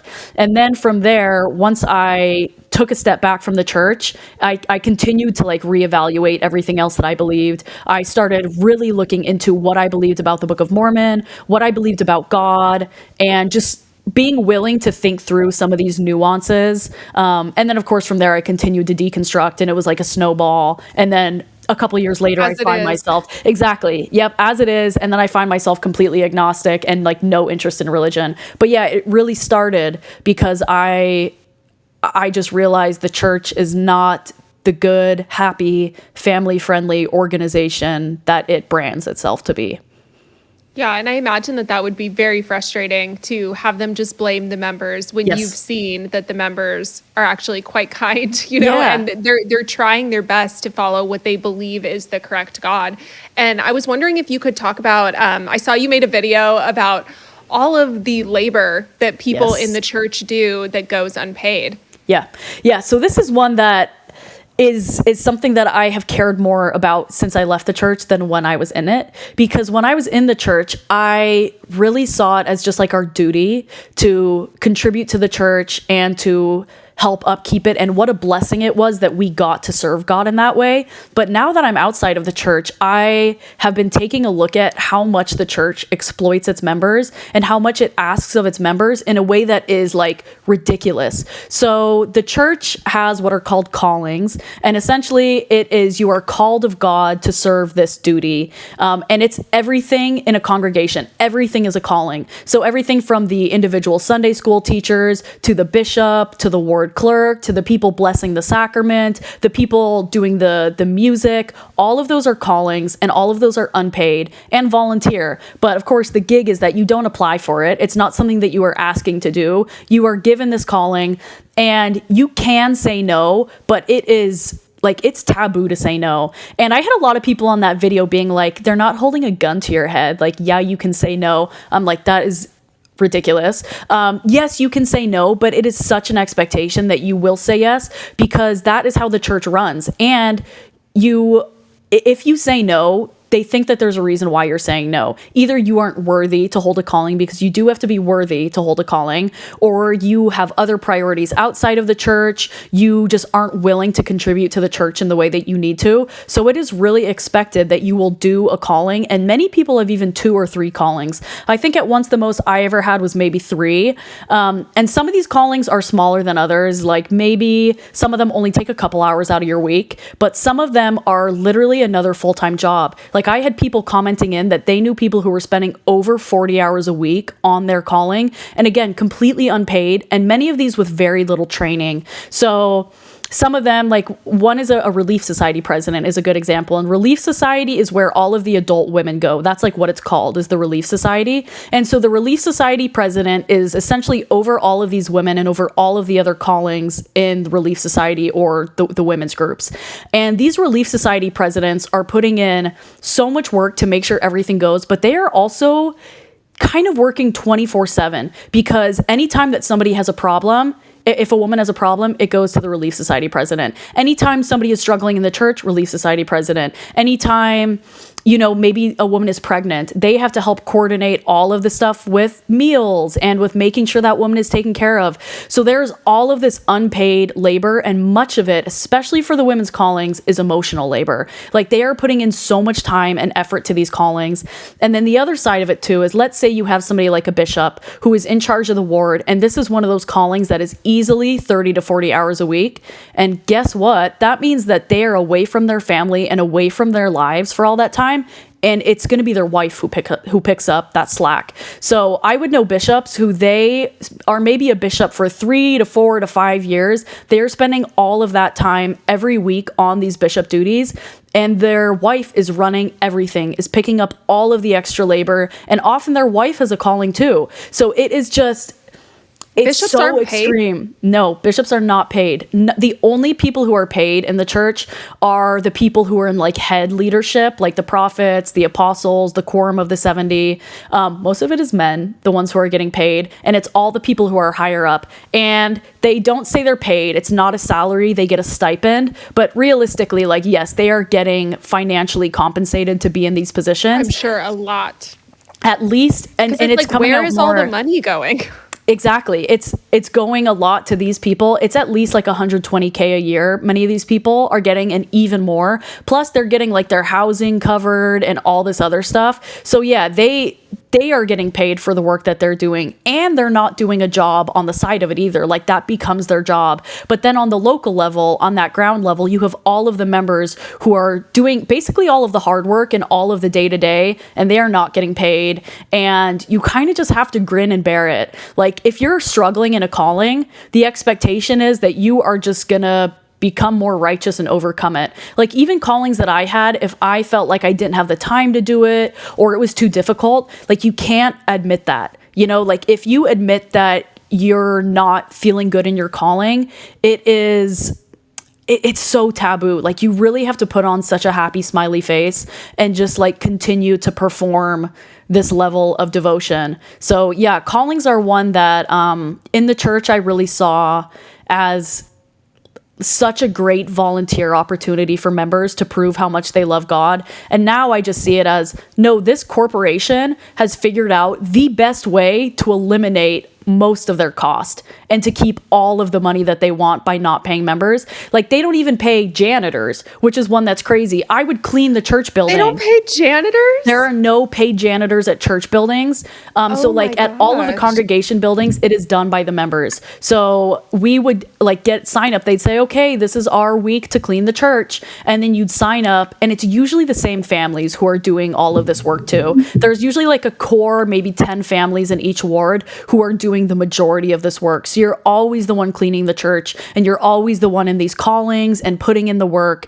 It is so time consuming. And yeah, dude, the janitor is crazy. Like you can't pay a cleaning service. You can't give back to your local community and get like a janitor to clean your church, and you're having your members do it instead. And you are billions and billions and billions of dollars wealthy. Like that kind of stuff is ridiculous to me. No, that is ridiculous. And I feel like that's really abnormal. My ex, the guy who was totally crazy, but I mean, he was a janitor. He worked like part-time at this mega church and was a janitor. I mean, I don't think that that's normal for churches to not pay. No. It's definitely not. And they pay janitors for, you know, like BYU, and I'm sure for the church buildings and stuff, like the office buildings, but no, the actual like individual local levels, they don't pay. And again, it's literally just more ways for them to, they frame it as it's opportunities for the members to serve. But really, when you take a step back, it is just a way for them to keep costs low. Like I view the church now as so corporate. To me, it is more corporate than any other religion. Like everything is so cookie cutter, so corporate, so financially motivated. And I think that's why you see it a lot in populations where like there is a high Mormon population. Like Utah is a great example. People are so focused on financial success and wealth and appearing a certain way. Utah feels so corporate, like cookie cutter culture. And it's because that is like a direct representation of what the church is like on a larger scale. No, absolutely. And I feel like even just these new revelations from God and changing the garments, to me, those feel like corporate decisions of, I mean, with everything going on with Secret Lives of Mormon Wives, you know, and like Mormonism is definitely more in pop culture than it has been in a while. I feel like you were saying, how they're kind of trying to rebrand into a cookie cutter-ish like Christian thing, you know, and they're kind of releasing the fringe beliefs. That to me, that feels like a corporate decision. And every time they change, to keep it alive. Yeah, and every time they've changed the logo, they change like the typeface of how the name of the church is written out. Like it is all so corporate. And you hear stories in the ex-Mormon. There's like a very thriving ex-Mormon Reddit, and a lot of these people, many of them were high up in the church or in church offices, so they know a lot of the ins and outs.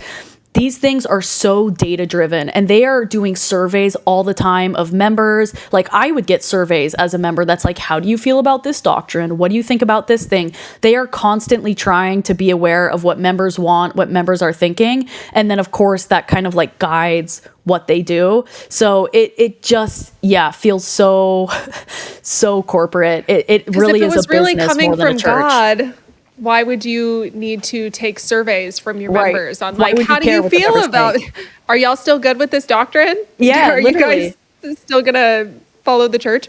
Yeah, I had that's a what it feels question. like.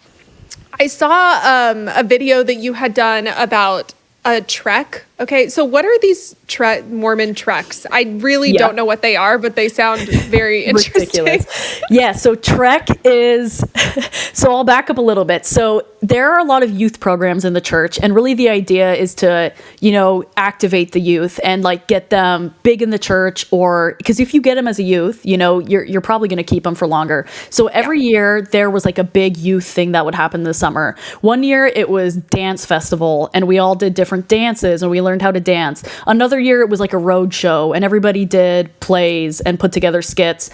And then one year, every 4 years, it's Trek. And Trek essentially is recreating on a small scale what the early Mormon pioneers went through when they trekked across the US to get to Utah. So you go out there for any number of days. I think it was like 5 for us, somewhere a little bit less than a week, but like a significant amount of time. Maybe it was 4. And you are dressed as they would. So we were in the long skirts. We had to have the bloomers underneath. We had the bonnets.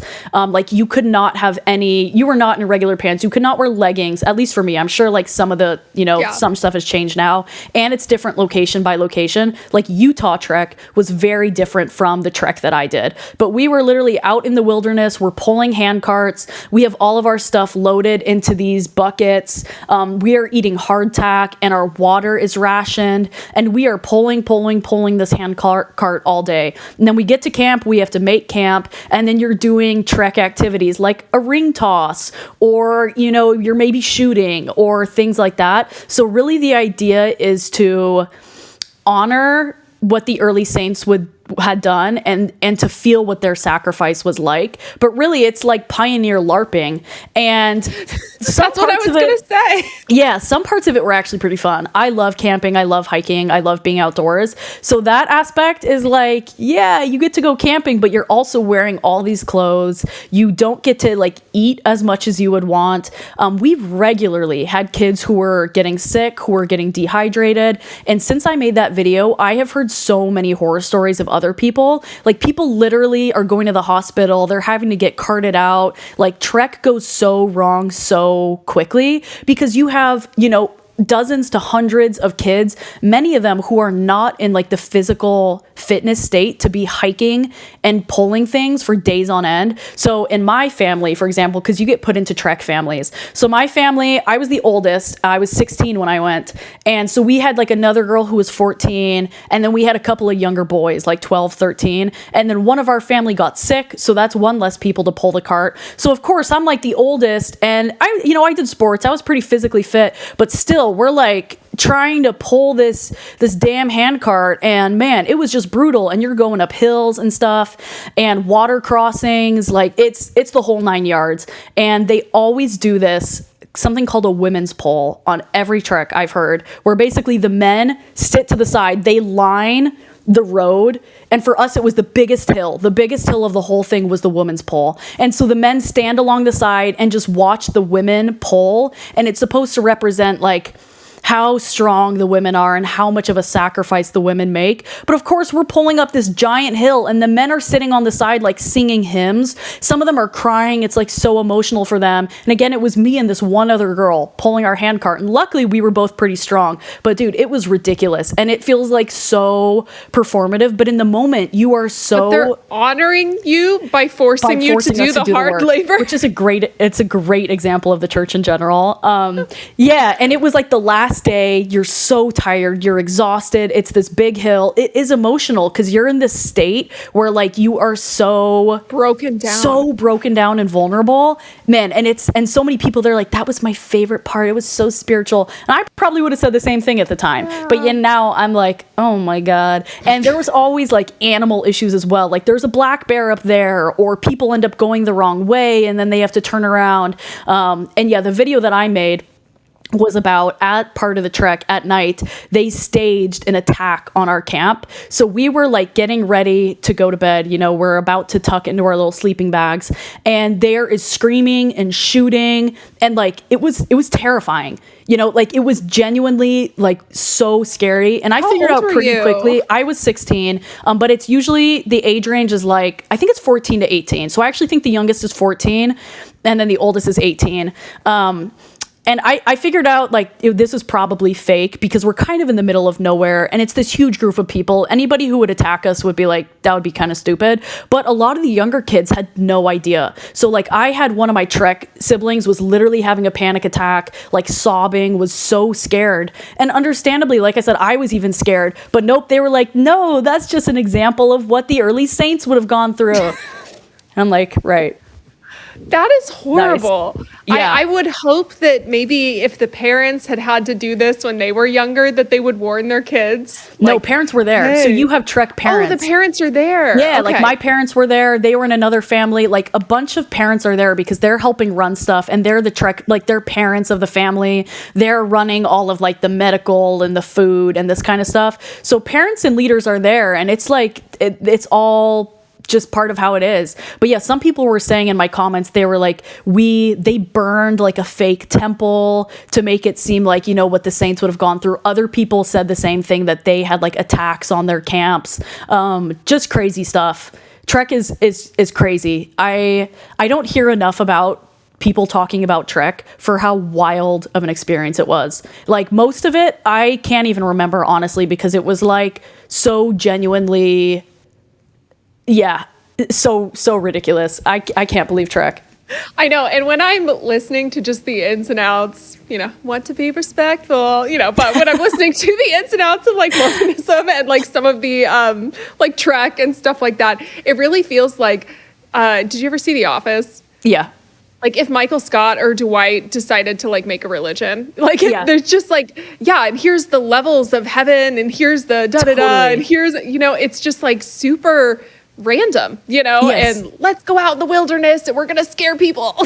Right. It's like, I know. Okay. It is so, it is exactly a great example of when you give like a white American man power, what he's going to do with it. Like Mormonism to me is such a good example of like Christian nationalism and what happens when you give a con man power. Yeah. You can be a god. You can be a god. Yep. Yep. Oh exactly. My gosh.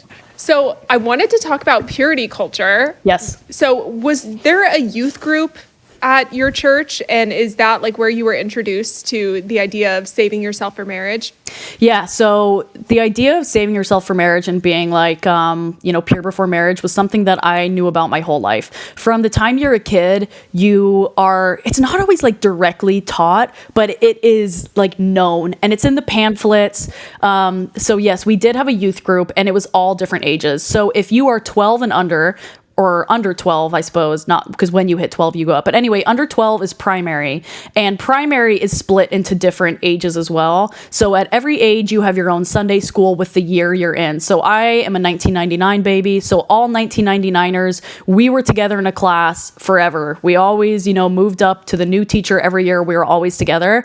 Once you hit 12, you enter into either young men's or young women's, depending on which you are. And then within each of those, there's grouping as well. So 12 and 13 for women is Beehive, 14 and 15 is Maya Maid, 16 and 17 is Laurels, and then once you hit 18, you go into Young Women's. So there is like all of this grouping within, very hierarchical. The church is so hierarchical, again, so corporate and businessy. But yeah, so in each of those, you have Sunday school, and some of it is the co-ed where, both men and women or boys and girls are together. And then some of it is just your gender specific. So usually in the gender specific is where they would get more into these talks about purity and about sex and things like that. So I can't speak to what the boys or the men talked about as much, but from my understanding, it was similar, but kind of like the flip. We had the licked cupcake talk, where they would bring in cupcakes and they'd say, who wants this? Or the chewed gum, the the one with like, you're a lock and only one key can open you. How much worth is a lock that any key can open? So we had all of those kind of metaphors taught to us. But also there was a pamphlet called For the Strength of Youth. And this pamphlet essentially outlined on a lot of different topics what you were supposed to know and follow. So it talked about everything from tattoos to piercings to intimacy to modesty. Like, it was basically a guidebook on how you should live.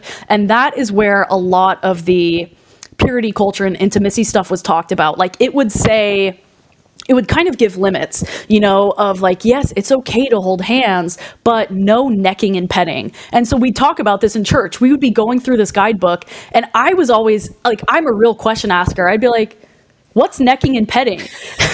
And they'd be like, yeah, they'd be like, like when you're kissing and it gets a little too much. And of course, I'm like, I've never kissed anybody. I'm like, what do you mean? Like, necking? What does that mean? So I was always trying to find, like, I wanted to know what was allowed and what wasn't. Like, I wanted to know what we were supposed to do. And so I would be asking these questions, and I never got like a really solid answer. But yeah, they would always say like, oh, if you start to feel this way, or, it's things like, you should never let somebody the opposite gender give you a massage, or you should never be laying down together.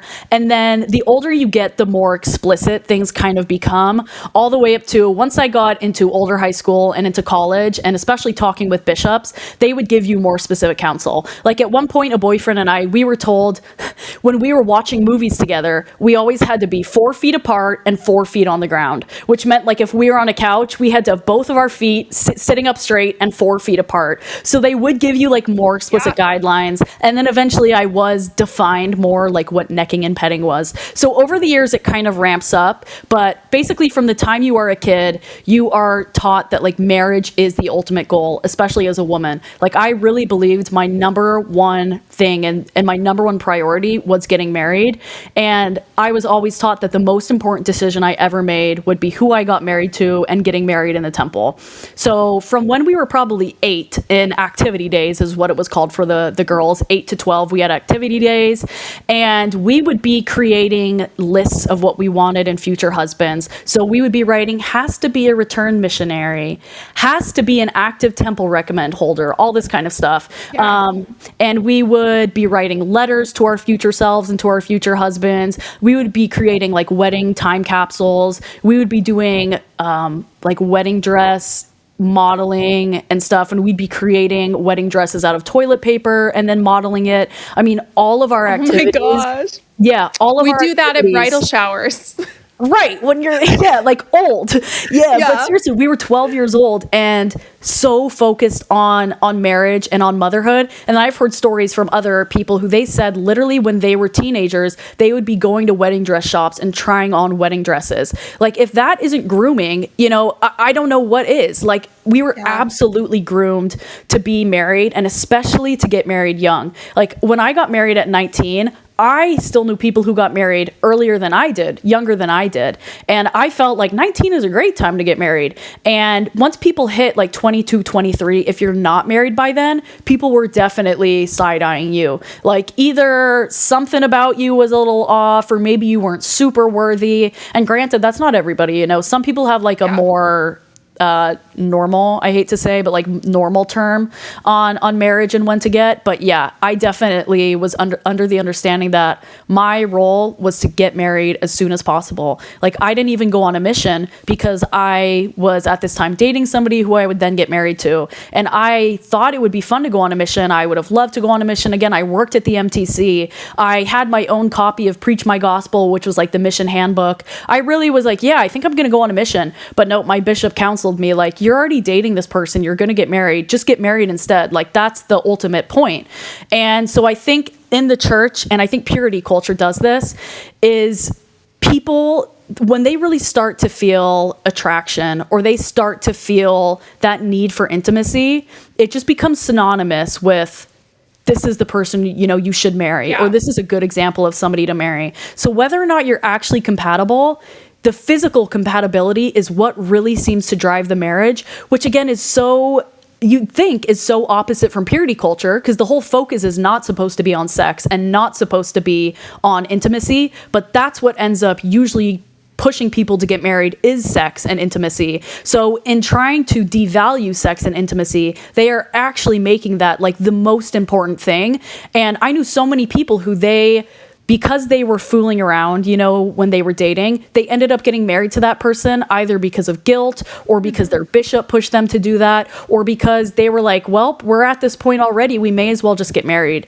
And so I would hear stories of people who had gone to Vegas and would get married just to have sex, and then they would come and get it annulled. And oh my gosh. Yeah, so many things like that. And I started dating my first boyfriend when I was 17, before I even went to school. And he was several years older than me, and we'd been fooling around. But again, like no sex. It was necking and petting. I'll say that. And so I almost had my ability to go to BYU withdrawn because we were doing this necking and petting. And my bishop at the time, again, I was 17, and this were bishop, you being honest with him? I was completely honest. Again, I was so orthodox. Like I was completely honest. And I'd known this guy since I was 7. He used to be one of my best friend's dads growing up. So I'd known this guy forever, and I'm in there and he is asking extremely explicit questions. It's just so wrong on so many levels. And he basically told me, again, I was 17, basically told me like, either you have to marry this guy or you need to break up or you're not allowed to go to BYU. And this guy is maybe 22 or something, so there is a bit of an age gap there, especially while I was still a minor. And then I have this bishop counseling me that I have to get married to this guy or he's not going to let me go to BYU. So of course we did eventually break up, and we kind of had an off and on. But man, like the level of guilt that I had for that, trying to do the right thing, going to my bishop, being completely open. And then the flip side is my boyfriend at that time, he had a different bishop, and that bishop treated it completely differently. So that bishop was basically like, thank you for telling me, you guys, we're going to get through this. You're going to be okay. Just don't take the sacrament for a week. Whereas my bishop, I was the woman at 17, and he was telling me that he was going to kick me out of BYU, like if I didn't marry this guy. So just such a different experience. We call it bishop roulette. Like a lot of it depends on who you get as your leader. And that, again, was so difficult for me because I'd known this guy since I was a kid. He'd known me since I was a child.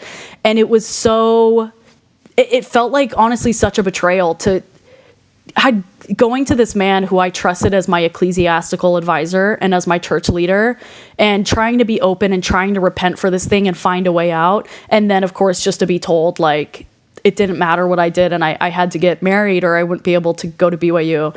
So and it just kind of kept snowballing from there.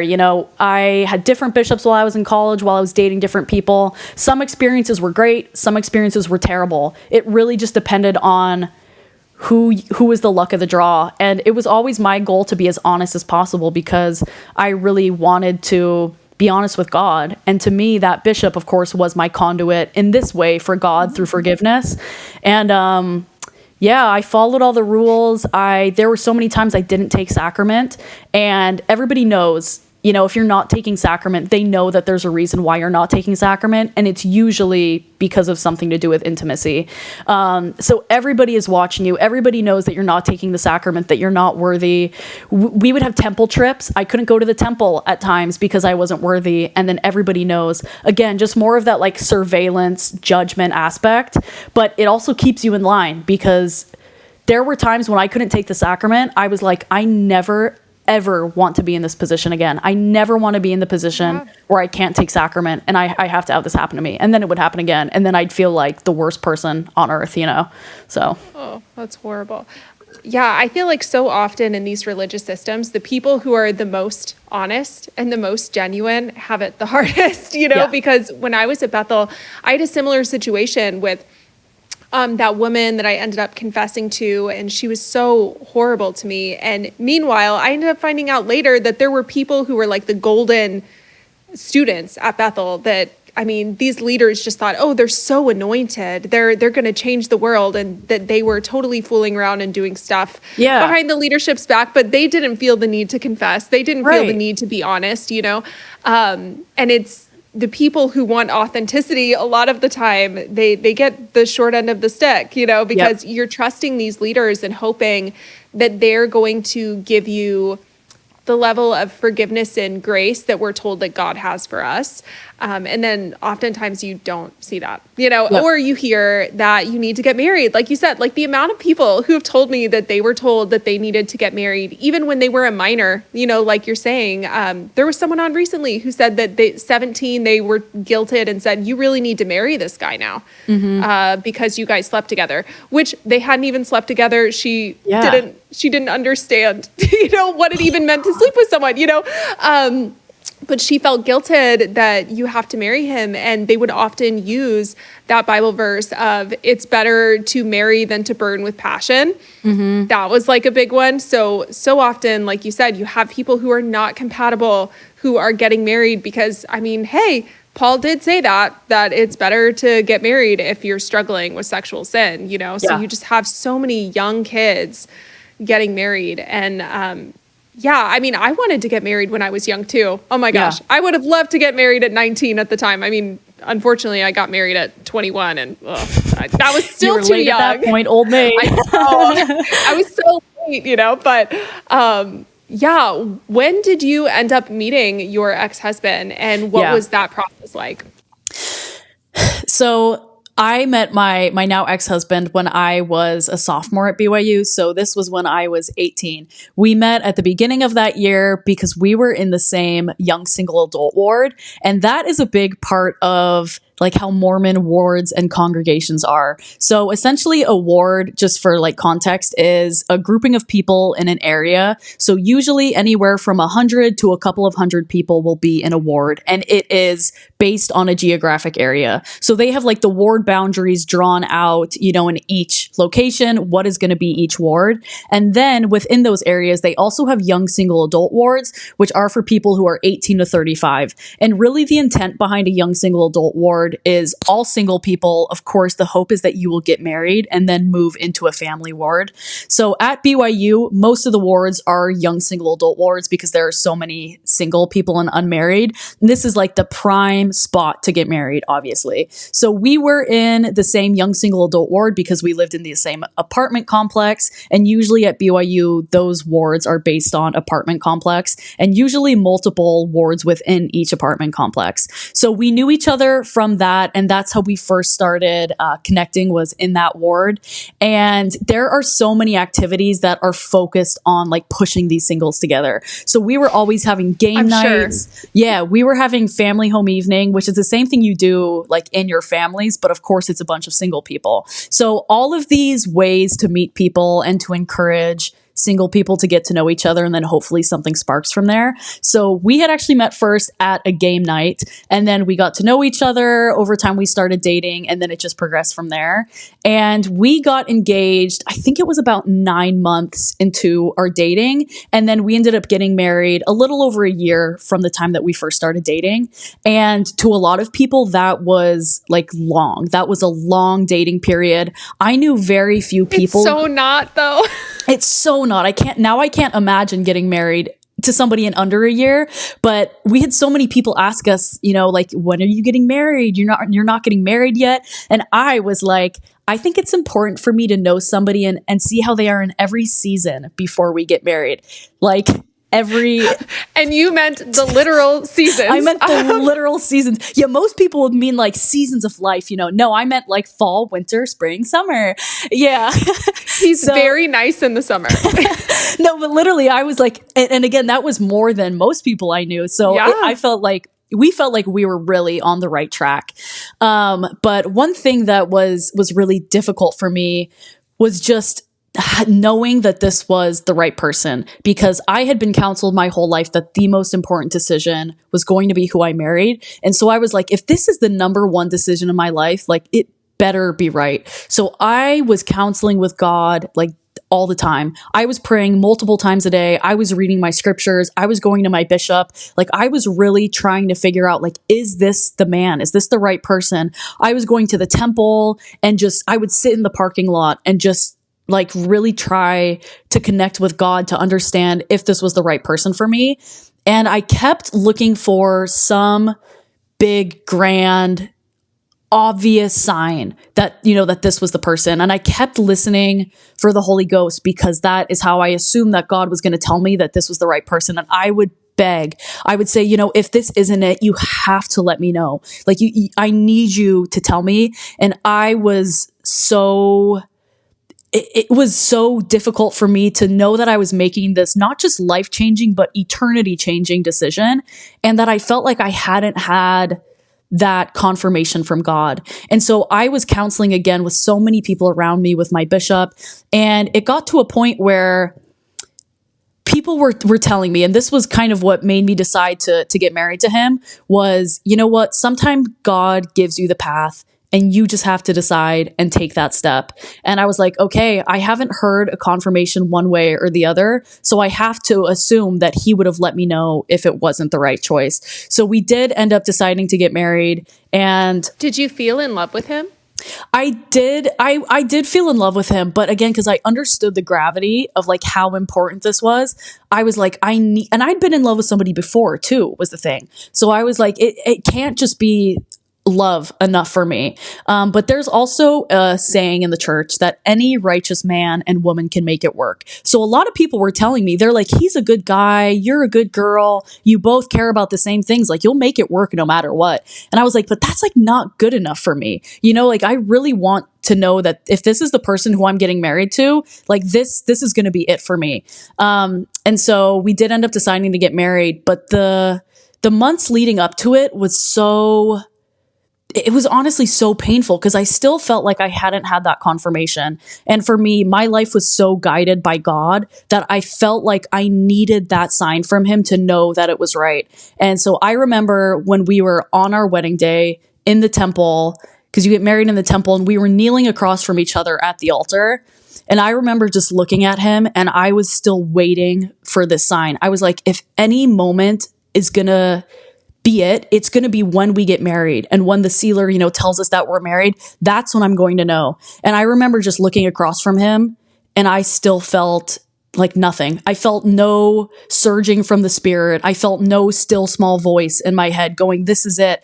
And it was like, it was almost crushing, because I was like, I've done everything right. I've done everything you've asked of me. I have tried so hard to be the perfect Mormon and to do everything correctly. I have counseled with my bishops. I go to the temple every week. I, read my scriptures daily, and I journal, and I'm doing all these things. Like, you can't let me know this one thing, this biggest decision in my life. You're not going to let me know that this is correct. And so, yeah, I just remember being on that wedding day in the temple, looking across from him, and I just expected to feel the Holy Ghost tell me. And I just really I was holding out that would come to me, and it just didn't. And so honestly, when I think about my wedding day, that is like the thing that I think of. And again, he was a great guy, and I did love him. And he, we had for a bit a good marriage. We really supported each other. But I really just think about, when we were in the temple, and that was supposed to be the start of my eternity. And I just couldn't help but feel like I started it without that support from God. And so at that moment, I was like, it's me, it's because I had towed the line too many times with intimacy, like I had just broken the rules too much. And so God was either punishing me, or he was letting me make my own decisions, because clearly, I'd shown him so many times I couldn't be trusted. And so I really felt like, it had to have been some way that I had shut him out, that he either didn't think I was worthy to hear his counsel, or maybe I was making the wrong decision. So either way, I went into the marriage thinking that something was wrong. And that's the thing, is even if nothing was wrong, I think there's a world where maybe we could have been happy and it could have worked out. But because from that moment, and the things leading up to it too, there were times leading up to the marriage, up to the wedding, where we were like, should we call this off? We even talked once, and we were like, is this really the right decision for us? And it was like, well, we're already engaged. Everybody's coming out. We have the dress bought. We have the temple booked. We can't back out now. Can we talk about your premarital doctor exam? So is this a normal thing that happens? So from my perspective, it was normal. I knew many, many Mormon women who had done these, and it was suggested to do it for me from like people in my ward and other women who I knew. So I knew a lot of people who did these. That's how I knew to go and do it. Like it wasn't out of the blue for me to just like want to do a premarital exam. This was, as I understood it, expected for me to do before I got married. So I was recommended to go to the BYU Health Clinic. That's like where they do it. You call in and like they know what it is. They know that you're doing a premarital exam. They have like specific people who help do it. So I went in, I did this exam. What did you think was going to be a part of the exam? So I knew it was going to be like a physical exam and they would be talking to you. And so it was. They did like physically examine down there. The idea is to see, the way it's framed is to see like if you are ready to have sex. And some people have said, well, like, isn't that a good thing? They're preparing you for sex. And I think in some ways, it is a nice idea to think like that they're making sure the woman is ready to have sex, but it really felt like it felt like an inspection. And it also felt like they were checking to see if I was ready to have sex, just so when the night came, we're ready to get going, we're ready to start having sex, and we're ready to start our intimate life together.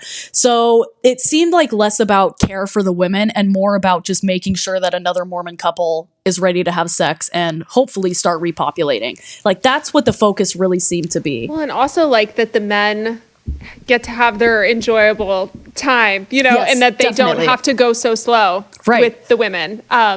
Do you think, did it feel like a virginity test at all? So, I mean, they do physically like check your hymen. I don't think that there would have been any negative repercussion if I like wasn't intact. But I don't know. I was worried about that, honestly. So at the time, it did kind of feel like that, but I don't know if that was actually the intent. I think the intent really was just to, again, like prep us for sex and make sure we're ready to hit the ground running. Like that's what it felt like. Oh my goodness. So what did they do to prepare you? I know that you talked about like the Russian dolls. Yes. So they prescribe dilators, which is what I've heard from everybody else who's had one of these. So you go, they prescribe you go to like their pharmacy area and you pick up this bag of dilators, and then you are prescribed to dilate yourself, starting from the small size all the way up to it. They give you lube, you are prescribed to dilate. And then for me, they also did prescribe the surgery as well. And a hymenectomy or hymenectomy, as I understand it, is for people who either have an imperforate hymen, an extremely thick hymen, or just some other hymen-related thing that makes penetration more difficult. And women often get these if they have issues with tampons or issues with menstruation. But I honestly did not fall into that boat. Like I was able to use the dilators. I used tampons. So personally, I am not sure that I medically needed the surgery, which is the part Doesn't sound like it. Yeah. And of course, at the time, I didn't know that. They like recommended it as an option. And I was like, okay, if that's what you think, like, yeah, let's go through with it. But now since learning more about it, yeah, I don't think I actually medically needed it. It seemed, again, more of the idea of, all right, well, let's just get this person ready to go. So that way, when it's time, there's nothing holding them back. Again, not so much for like the women's ease as it is just for preparation for sex. Yeah, well, you so often, at least in my evangelical circles, you would hear these horror stories of the wedding night where the women would be in pain because the men don't understand that they have to take their time, Right. And it almost feels like they just wanted to make sure that the guys don't have to worry about there being any pain. Yes. So here's some dilators so that you are just prepared to be the best wife ever on your wedding night. Yeah, and that's what it felt like. And so I'm sure a byproduct is that it is less painful for some women, which is great. But that didn't feel like the intent. And so that is kind of the tricky part where people say, like, do you think it was a good thing? And I think it's probably great for some women. But I don't think it was necessary for me and probably not for all women.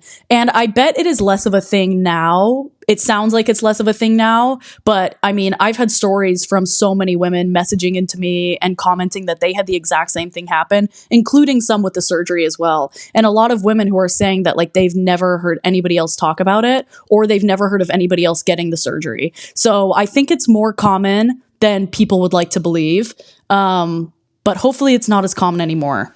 Well, it wasn't that long ago, though. Yeah, mine was 2018. 2018. Yeah, that's not that long ago. I do Yeah. think that I have heard of the dilator thing in evangelical circles as well, like people suggesting that you do that. I know that you had said in one of your videos that it felt weird because you're so like ingrained in you is purity culture, and then they're like telling you to insert things inside of you. Right. So what did that feel like mentally, like leading up to the wedding? That was the toughest part, honestly, was not the physical act of like the dilation, but the mental portion of it, where, I mean, touching yourself in masturbation is so taboo in the church. Like it is a big deal. You are not supposed to masturbate or anything like that, men or women.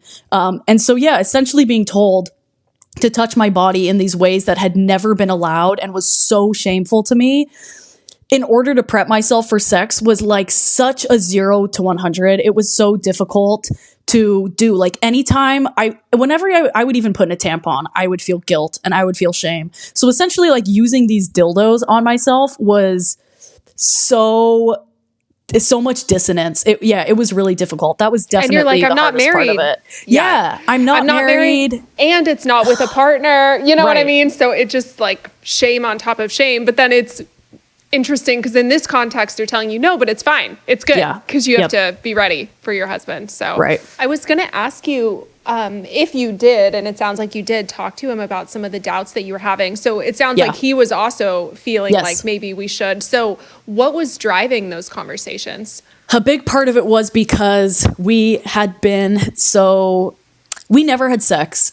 We never, crossed that line, but we did get hot and heavy a few times. And both of us were very Orthodox, very similar in that mindset. We were both going to the bishop. We both were going individually. We were going together. We were doing these marriage prep courses. Like both of us were realizing that we had sinned, and we were thinking, is this the right way to start a marriage, is from sin, essentially. And so both of us were like, maybe we shouldn't, maybe we need to give it longer.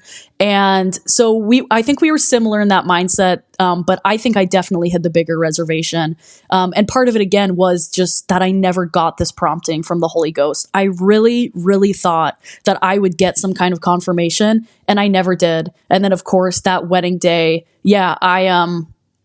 and I never got it. And so I think, unfortunately, like I said, I either thought that God wasn't with me in that moment, was either just letting me decide, either because I'd made the right decision and he didn't feel like I needed the confirmation, or because, I'd sinned and he wasn't letting me. But either way, I just could not get it out of my head that I was like, this is not how I was supposed to feel on my wedding day. This is not. I really thought that if God was going to be with me if I was going to be able to hear the Holy Spirit at any point, it would have been with all of our family there in the temple, getting sealed for time and eternity.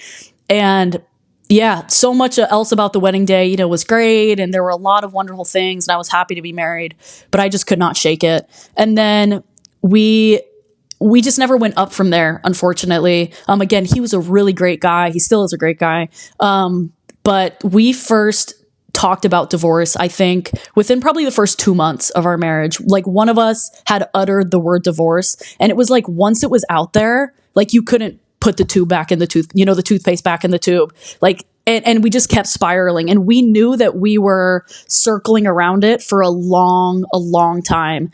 And I don't even think it was nothing that one of us did or either of us did. We both were still very Orthodox at that point. We both really cared about the church, but we just knew that there was something that like wasn't quite right. And now looking back, I think it's because we were just kids. We were like 19 and 22, and we were expected to make this decision that would be for eternity.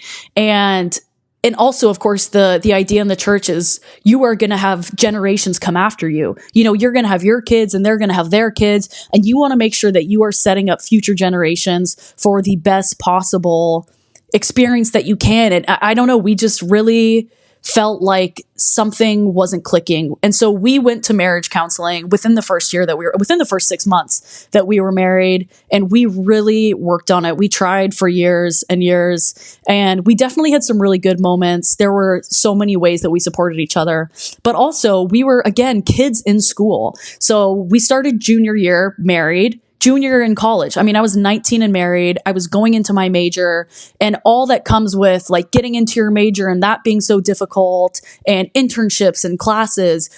I just couldn't focus on anything how I needed to. I couldn't focus on school how I needed to. I couldn't focus on work how I needed to. I couldn't focus on a marriage how I needed to. I couldn't focus on church how I needed to, because I was a kid and I was trying to balance all these things. And I think unfortunately it just made an environment that was not conducive to a successful marriage or anything. I was at probably my most depressed within like the first couple years that we were married. I was so depressed. And again, I was like, I have done everything right. This is what my whole life has culminated to, was me getting married. Like, this is the thing that I have worked and trained my entire life to do.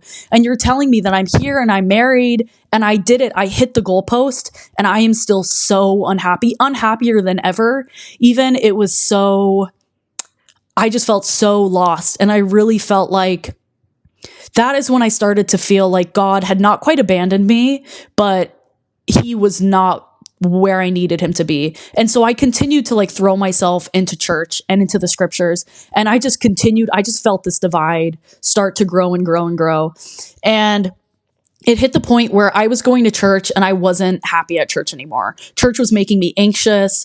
I felt like a fraud being around these people and knowing that I felt like I couldn't make it anymore. You know, again, I had done everything that I could for years and years. And if that wasn't enough, I wasn't enough. And I still felt like I'd never had the confirmation either that I needed from the Holy Ghost. So over the years, that continued to spiral. And I don't think the marriage was definitely part of it. I think it was like the straw that broke the camel's back, because I kept thinking like, once I get married, once I hit that point, everything's going to fall into place. You know, I will have finally done everything that I needed to do.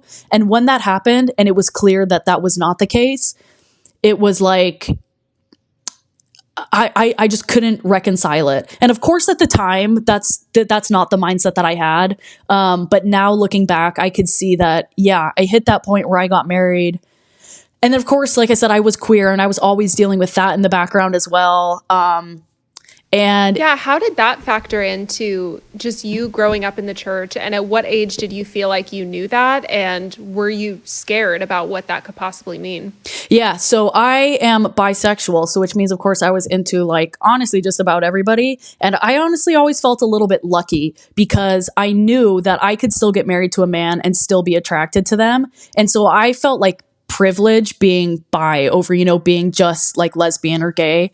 But it was still so difficult because I knew there was always this part of me that was wrong, you know? So even though I had decided to get married to a man and I was like swearing off any queerness, I knew that it was still in me, you know, and that no matter how hard I tried, I was always attracted to women and to other genders as well.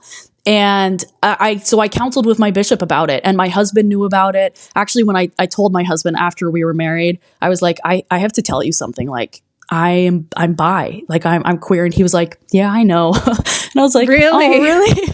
Yeah. But he was really supportive of it. And like I said, we went to our bishop and we talked through it with him. Because even in the church, there is a big mindset of, at least now, it's like, it's okay to be gay as long as you don't act on it. But when I was growing up, like, it still felt like it was a secret. Like, you couldn't be gay, whether or not you acted on it. And so that was one thing. I had done a lot of research on it. I was like, why are people gay? Why do people have same-sex attraction?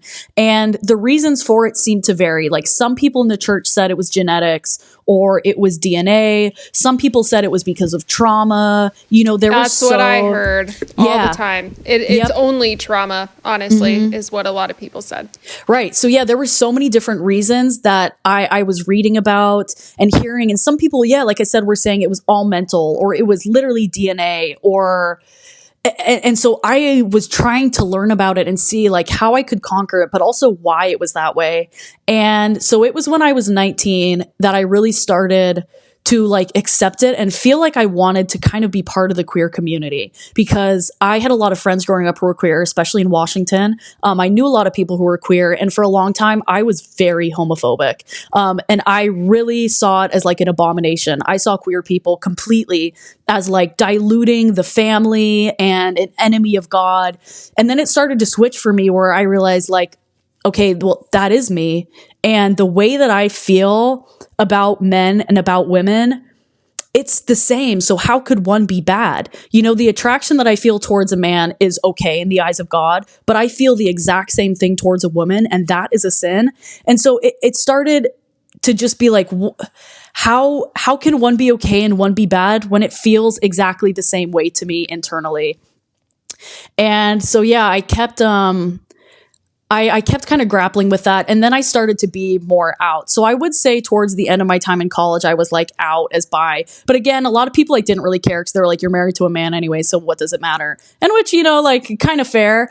But and I was always of the mindset that the church isn't going to change it anyway. You know, like that's something that is never going to change in the church. But at least I can try and change how I feel about myself and other people around me who I knew were queer as well. So that was definitely something that I grappled with a lot, especially as a kid, when I started to understand that I was having attraction towards women as well. At the beginning, I just like didn't even acknowledge it, or I wasn't accepting or okay with it at all.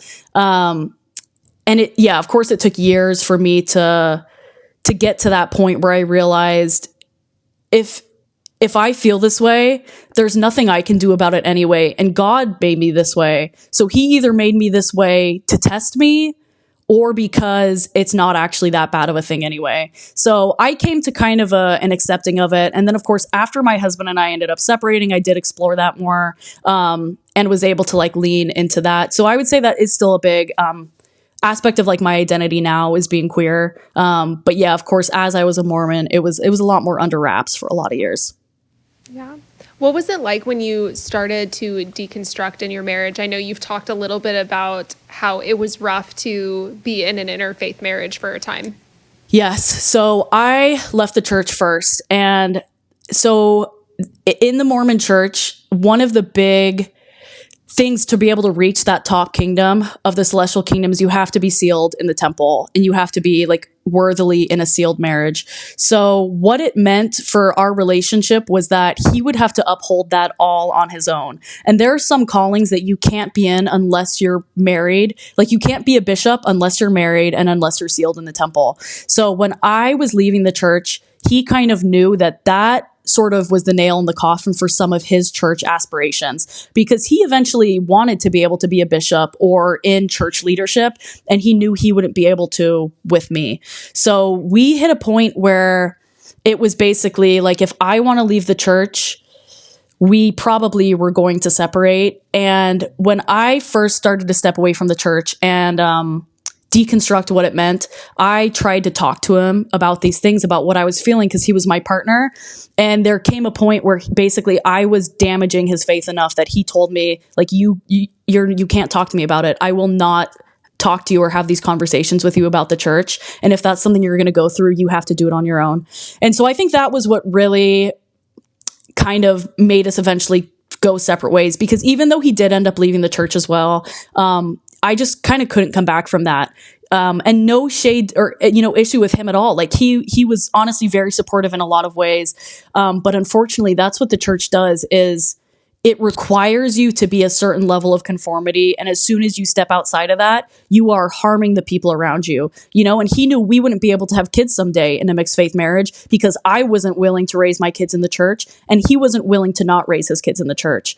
So we knew that it was going to lead to one thing or the other. And again, even after he left the church, we just realized that our relationship just wasn't what we needed it to be. And again, going back to, we got married so young that we just knew we wanted different things. And we also felt like we hadn't really had the chance to explore who we were or figure out our lives, because we got married so young. So we did end on super amicable terms. We still are like pretty amicable. We don't talk anymore, but for a while we were very amicable. We supported each other through a lot of things. We both supported each other through leaving the church.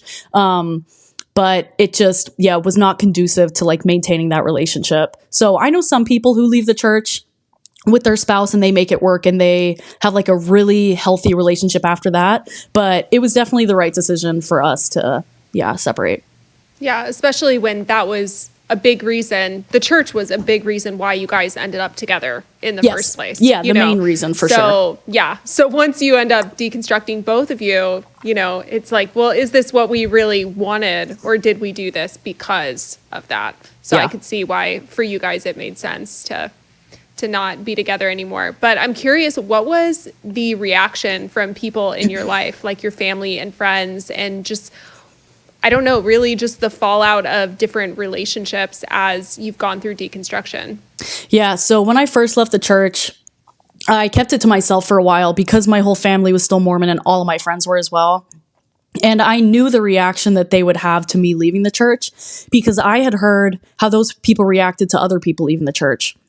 And I think that's a big part of why members stay in, is because you hear how people talk about other ex-members, and it is intense. I mean, the things that they say about ex-members, some of it is well-meaning, but man, they like become pariahs. And so I knew that the way that I had talked about ex-members and the way that my family and friends had, I knew that they would talk about me that way. So for a while, I didn't tell anybody. I was figuring it out on my own. And then it hit a point where I knew I had to. So I sent an email to all of my family, telling them, setting some boundaries, and I eventually texted some friends. And my relationships changed pretty heavily. So I went no contact with some of my family for a while, for like a couple years. I had a lot of friends just like cut me off, block me. So for a few years, it was very touch and go. Yeah, it was tough, but I luckily had moved. I was in North Carolina at this point, so I was building up other support groups outside of that. And that was definitely helpful. It would have been so tough to do it if I still lived in Utah or around those people. But yeah, I was able to eventually build back up some of those relationships. So my family and I are in a good space now. I talk to all my siblings and my parents definitely differently than I did before, but we have like regained that. But yeah, for the first couple of years, it was a lot more touch and go. No, that's so hard. Especially, like you said, you've seen what it's like and how people react when people leave. I feel like similarly with just Bethel and some of the very evangelical people that I've known in my life. It's hard because like I know what they're saying, you know, because we've said the same thing about other people we thought were lost. Exactly. We've said like, oh, they've been led astray, and then like every interaction kind of feels marked by ministry a little bit. Like you can't help but feel like, oh, I know what you're trying to do. You're trying to convert me, or you're trying to reach out. You're trying to bring me back. And I know that because I did that, you know, so it's hard to like push past that at times. Because you know what the true feelings are there, despite the fact that there is love, it's not like there's not love, but you do know that there is like a level of side eye. And a lot of them did start to proselytize to me. Even though I made those boundaries clear, I said, do not send me anything church related. Do not send me your testimony. Like, I don't want to hear it. But I did have people who would reach out that way, who would send me stuff. And so there were times, like I said, that's part of why I went no contact for a bit. And I basically said, like, if you can't accept this, I can't accept you. So I did go no contact for a bit, and some people like learned the lesson and stopped sending me stuff. I do occasionally still get things here and there, but not really anymore. So that has been, a lot of people have become a lot more accepting than I thought they would originally. I thought that my family would be less so, but a lot of people have really surprised me by being way more accepting and inclusive than I thought they would be. So that's amazing. That's a happy surprise, Definitely. And I think that because you were so honest in the beginning and you set these boundaries and stuck to them, it's kind of like, well, then it was in their court to, okay, am I going to accept this, or are these relationships just going to fade away? And you made it clear, where and I definitely did have some fade away for sure. But a lot of them have managed to not necessarily come back stronger. Maybe they will someday though, but definitely are like still there, which is great. Looking back, what do you wish you could tell yourself when you were younger, like growing up in these systems and just being so devout, and just where you're at now?